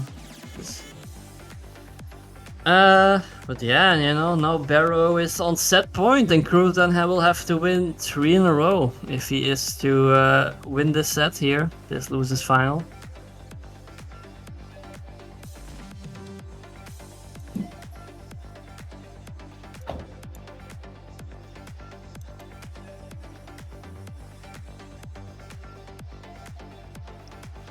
But yeah, if Bero wins this though, you know, you will have to face off once more against the person who gave him a solid beating, I feel, in the winners final. It was definitely Get more ready for the one-sided. next battle. Right, again to the same, with the same characters. Round one. Okay, we are locked in again, and wait, was it again random this map? Yeah, it was random. Oh my god. This is like Harada special with randoms. I feel like. Yeah, getting like quite a few same map situations. I mean, the same map situation at least is only like 1 in 12, so it's not too crazy uncommon compared to Tekken 7. Oh, beautiful sidewall from Bero. Full punish on Kuroten. This is gonna hurt. Just stand up. Not. Don't play down against Leo. Yeah, nice choice to do the heat smash there though. Fight. You know, it's shorter in range, but it's still quite a range on the button. It's gonna catch a lot of options Bero was gonna do there. Again with the nasty low on Leo. Just knocking down Kuroten. And it reached so far away actually. Yeah. I tried some Sara there, got caught floating. Nice! Yeah, 2+ there to try and challenge. No active defense for you, gonna regain some health. Float him, barely alive though, that was almost death from that wake up. Alright. Heat smash available, gonna wait for him to wake up into a mix up. Yes! Oh, Nice! Good catch.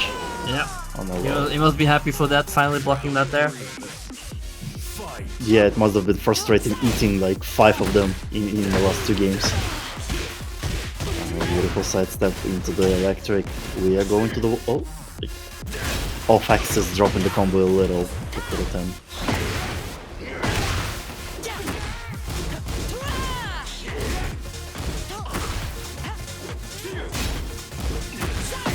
Yeah, you know, you need to be ready for Leo's wake up while standing options. The 2 strings he has, one that ends in a high, one that has the low there in the mid. Because oh wow, okay, not dead yet. There is Wow. still heat, but Big not challenge there, managing though. to do it. Yeah, electric into electric would definitely evade and beat out the jab there. So big risk Bero took, but paid off. There we go, under the high, of course. Leo low profiling and launching Kuroten for a lot of damage. And now Kuroten is in between 2 walls. Nice call out there, knowing he was gonna do some big jab interrupts. Oh, electric! This should kill with heat. Into the 7 gate? No, not really. But still, Oki gonna win this one.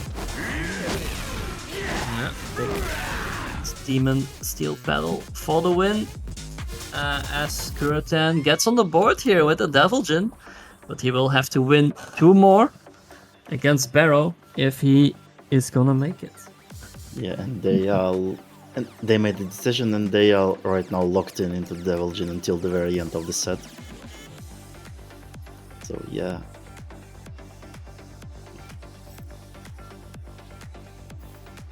Get ready for the next battle. Oh, we have a bit of a bigger stage with breakable floors, but still a bit more distance for Kuroten. Maybe this one is better for them. Actually. Yeah. I mean, definitely the most bottom floor is quite spacious.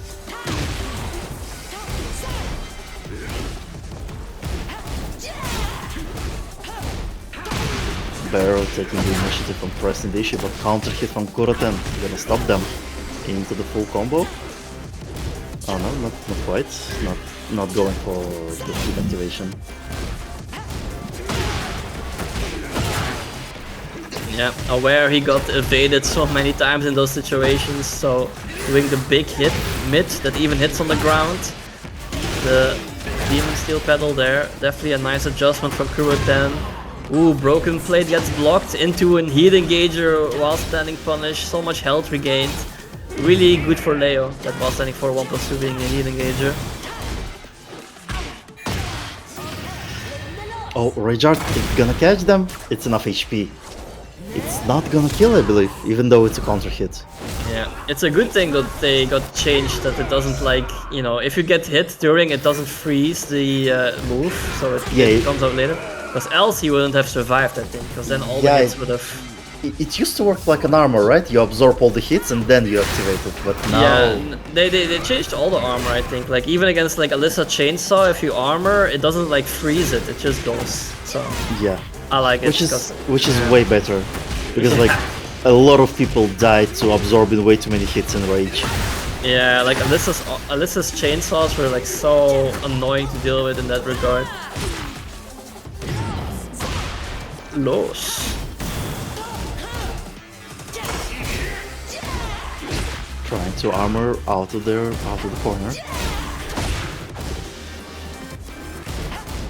Blowing their way out, but Bero. What's funny, it's still the floor break is not activated. This one, the first floor needs 2 hits, but not even one was used for 2 rounds. Yeah, I feel both these characters, like, unless it really helps them in situations, they don't really have like moves that just give you a guaranteed floor break, or that start with a floor break, or grabs with a floor break, right? I mean, Heaven's Gate, of course, but... Leo has one, I believe, in one of the strings when they do, like... I forgot the notation for this one. He got it with the spike there, he got it on the way up. Yeah, we have one activation at least. Now it's a scary one, because the next... You don't want to be the one to activate the first hit, you want to be the one to activate the second one. So yeah, let's see if Kuroten can take advantage of that. Up forward for good old move from Devil Jin. Honestly, I would say Kuroten needs to sweep more, but then again, Bero has been ducking a lot. So I don't know, maybe it's not the correct advice.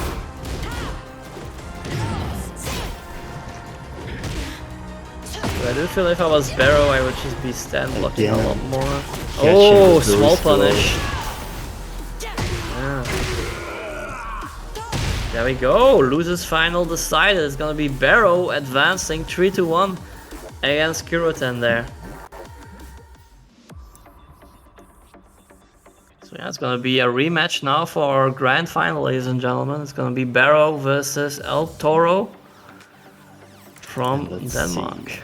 Let's see if Bero gonna change the situation, because they need to win 2 times to reset the bracket and to win the second time. It's gonna be a tough challenge looking at how it went last time. Yeah, I wonder if he's gonna start up with the Victor, like he switched to in the last time, or is he gonna start off with the Leo? I feel the Victor didn't do too much. I also feel Yoshi is quite good against yeah. Yeah, El-Toro, it seems you are too strong. Bero already got mind broken by you in winners final, I feel. Just soul crushed.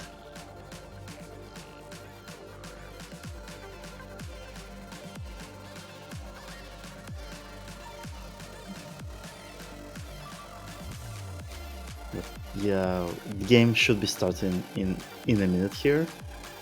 And we're gonna see the character if Bero gonna stick to Leo. And yes, it's a Leo.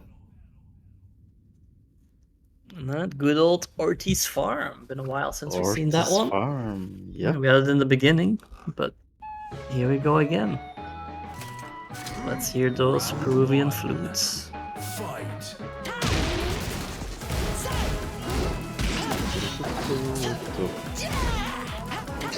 Man, this llamas are so. In Tekken 6, there was a map with sheeps walking around, right? Yeah. And you had like the market with like the pigs. Yeah. Pigs. Okay, we are immediately from the first round already going to the floor 2. Now let's see if we're gonna go downstairs immediately. El-Toro just oppressing Bero into the corner again. A nice grab on the flash. Activating the heat from El-Toro. Trying to catch Bero whipping. Nice Yeah. little sidestep to the right into the heat smash. Fight. Okay, good start from Bero. Nice duck from El-Toro into the full combo.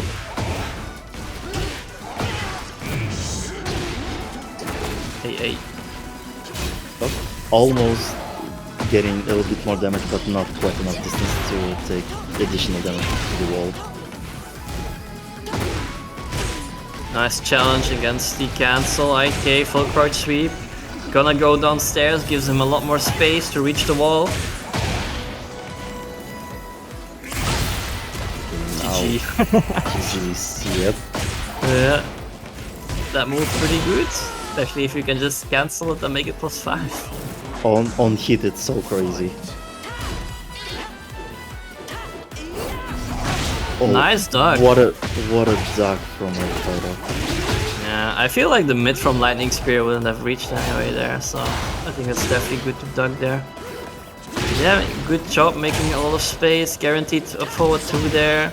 Alright, Lightning Spear in the back. Hey. Runs it into it, and the mid's gonna seal the deal on this first game. 3 rounds straight. Just kind of a continuation from Winners Final here. As Bero, yeah. El-Toro on their way to pick a clean sweep, clean victory of Salty for this week. Yeah, just rampaging in the China chop that is SaltyEU, just breaking all the expensive plates here. This bull cannot be stopped. Destroying every player in his path. Okay, Bero switching things up to Claudio. Yeah. Okay, I feel like now it looks like Bero is a little bit desperate to find the character against El-Toro. Yeah, same stage by the way, again. We had it happen again. Not so random. Oh my god, the flash gonna work out. Yeah, very nice, you know, the flash punish. Again, going for the spinning whip for hit. For the chip damage. Oh, gonna catch him out of the air and get a clean first round here. Round 2. Fight. Again, beautiful duck on the Superman punch.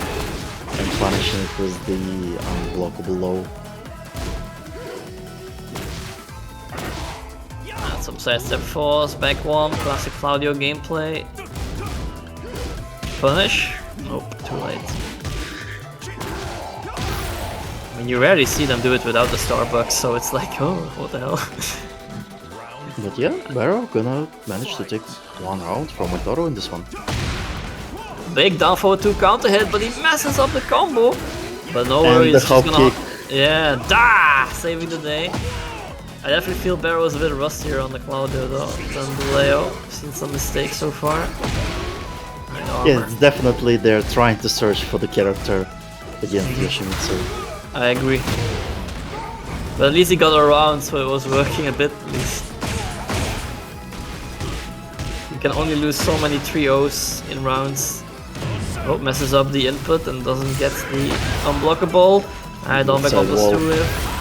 Down back 1+2, you know, DP, pretty good ban. Mix up. Oh, deciding to not Yeah. do the helicopter move. I feel he was, you know, you could easily rage art there and beat like almost everything if he doesn't go out of stance. So I think he was baiting rage art there. Oh.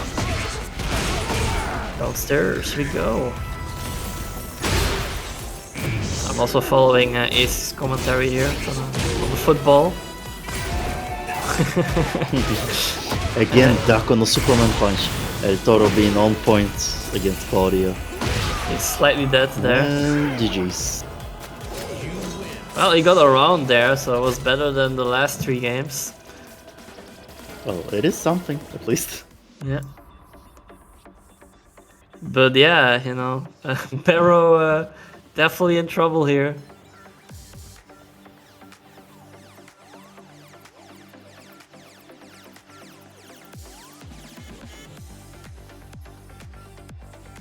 Offset penalty for Germany. We have a, you know, like the good old, the offline text update on the match every like 5 seconds. Yeah, now it's Jover. It's like, yeah, we score, and then they get like, no, offside, and then the opposing team gets a penalty. That's like, man, it's like from highs to lows, that one. Alright, back to the Leo on the Colosseum. Potential final game of the tournament here. Is El-Toro gonna do the clean sweep for the finals? Yeah, I mean, Oh. Germany is winning now, so, and Denmark is losing, so technically in Tekken the same thing should happen, right, if they are linked, but no, it's like, you know, the German Leo is losing against the Albanian Yoshimitsu here. El-Toro is avenging Denmark. In give it water combo from El-Toro. Almost carrying all the way to the wall in this huge stage. Doing a beautiful job with the waiting. Oh, managing to break the throw, but not the second one. Yeah, the one that isn't a counter hit, no, that's a hard one. Ooh, gets a counter hit. Yeah, Giving this that counter combo. gets a good old screw from Tekken 7. Oh, not enough distance to connect with the hit burst. Oh, didn't reach though at least, so no pickup. Alright, there we go, guaranteed hit. What a movement from El-Toro. He really... Just fake jump into the flash. Yeah, it's like, oh no, he might do the sweep now from the full crouch. Oh, okay. What? Yeah, no, that Excuse can me? happen if it's a very Parada? low slump. Yeah, no, low slumps, the rage charge just gives you that hit. It's a thing. Alright. Forward 2 is blocked. Oh. Just staring there. Oh, big whiff! Yes, that's how you do it. You know, you just backdash, man. Just backdash that full crouch, unblockable. Well, if you are against the wall, there is no option as a backdash. Yeah, no, like that. But in that here, case, yeah, there's a huge as arena. You can backdash out of the way. Yeah. I know a stage mechanic they can bring to this, you know, it's just like some lions get released and if they touch you, you get hit and floated or something. Just pure RNG mechanic, you know, people would love this stage, I'm sure. Just imagine lions walking around like an Ortiz farm, but unlike an Ortiz farm, if you hit the lion, you just get wall bounced or something. Yeah, they just do like some kind of hit grab on you, like, and it's like a lethal, like the bear bite move. They just do that on you. The bite grab. Alright, nice counter hit down forward 2. Ah, yeah, ALBA on tournament point here, ladies and gentlemen. Bero in trouble. Big counter hit again. Yeah. Heat still active, gonna spend it. And we are at the wall. Punish. This one is go. blockable, but yes, El-Toro gonna finish the job. And congratulations to El-Toro for clean sweep over bracket. Yeah, didn't drop a single game and barely dropped any rounds at all, honestly, just being really dominant. Even with some, strong players here that we've seen on Salty before joining, like Exiszt and PiKaH and Kuroten. He just won out against all of them, but also shoutouts to Bero, of course, for joining Salty, I think the first time maybe, and doing really well here. Getting that second place, very nice. Second place from seed number 26 is insane, actually, at least for the seeding. But yeah, also congrats to all the participants who made it to top 8. And don't forget, you can always join the Discord. And maybe if it's your first time seeing Salty, you can join us in our weekly tournaments. We have all sorts of games for the weeklies. Yeah. We have Guilty Gear, we have Blazblue, we have other Guilty Gear. So yeah, we have. Wait, we have Blazblue? Too. Yeah, it's like not on Mondays, it's on Tuesdays, I think. No, it's Xrd. I believe it's Xrd on Tuesdays. Yeah, no? we haven't had Thursday. Blazblue for like ages. Yeah. Yeah, that's what I mean. Like, Yeah, never mind. No. I don't really pay attention to that, I guess. What's the? Oh yeah, no, it's just the 2 Guilty Gears. yeah, it's the 2 Guilty Gears and Tekken. Yeah, my bad, might be. Oh, and by the way, Street Fighter fell out of rotation, right? Yes. Oh yeah, no, that's even longer ago, I feel. Yeah. That didn't last long at all. Yeah.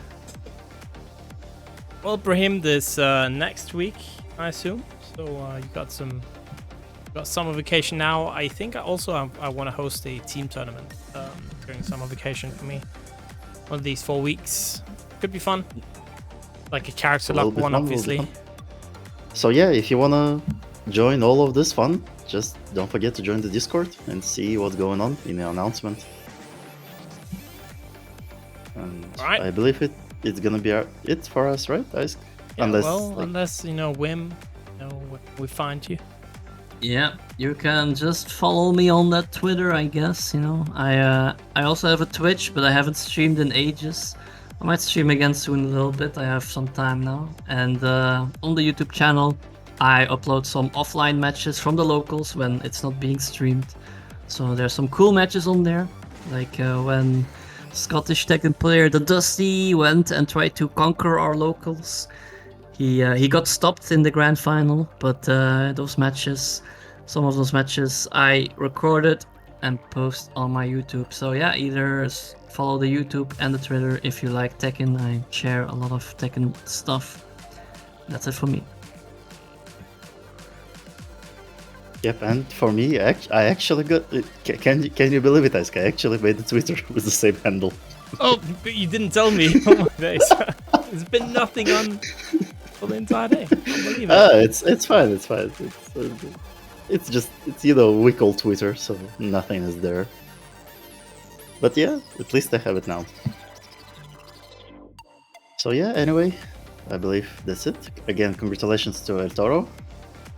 Yeah, very strong. I'd love to see him join these more and just give everyone a real challenge. So Denmark at least winning something today. That's good. Oof. Yikes! Yes, man, I'm sad. I really am sad. I imagine that, right? I just was like, yes, no. Within like 2 minutes, dude. Oh, yeah. Last minute decisions, minute thing.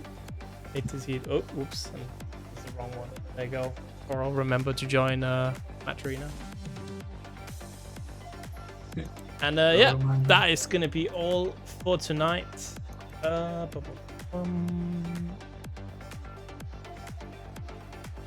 So Let's yeah, raid Fergus. Yeah, we can raid Fergus, sure. Yeah, he's playing Asuka, broken character. True. Definitely not bottom 5. Nah, wins too many tournaments or gets too many top 8s for that. You know what? Whale said the funniest shit. He said that before the patch, Asuka was so bad, like you couldn't play her. Now she's like funny bad, like Lucky Chloe. And yeah, if you wanna watch more Tekken, there is CEO going on right now, with Jack Mirror right now on screen.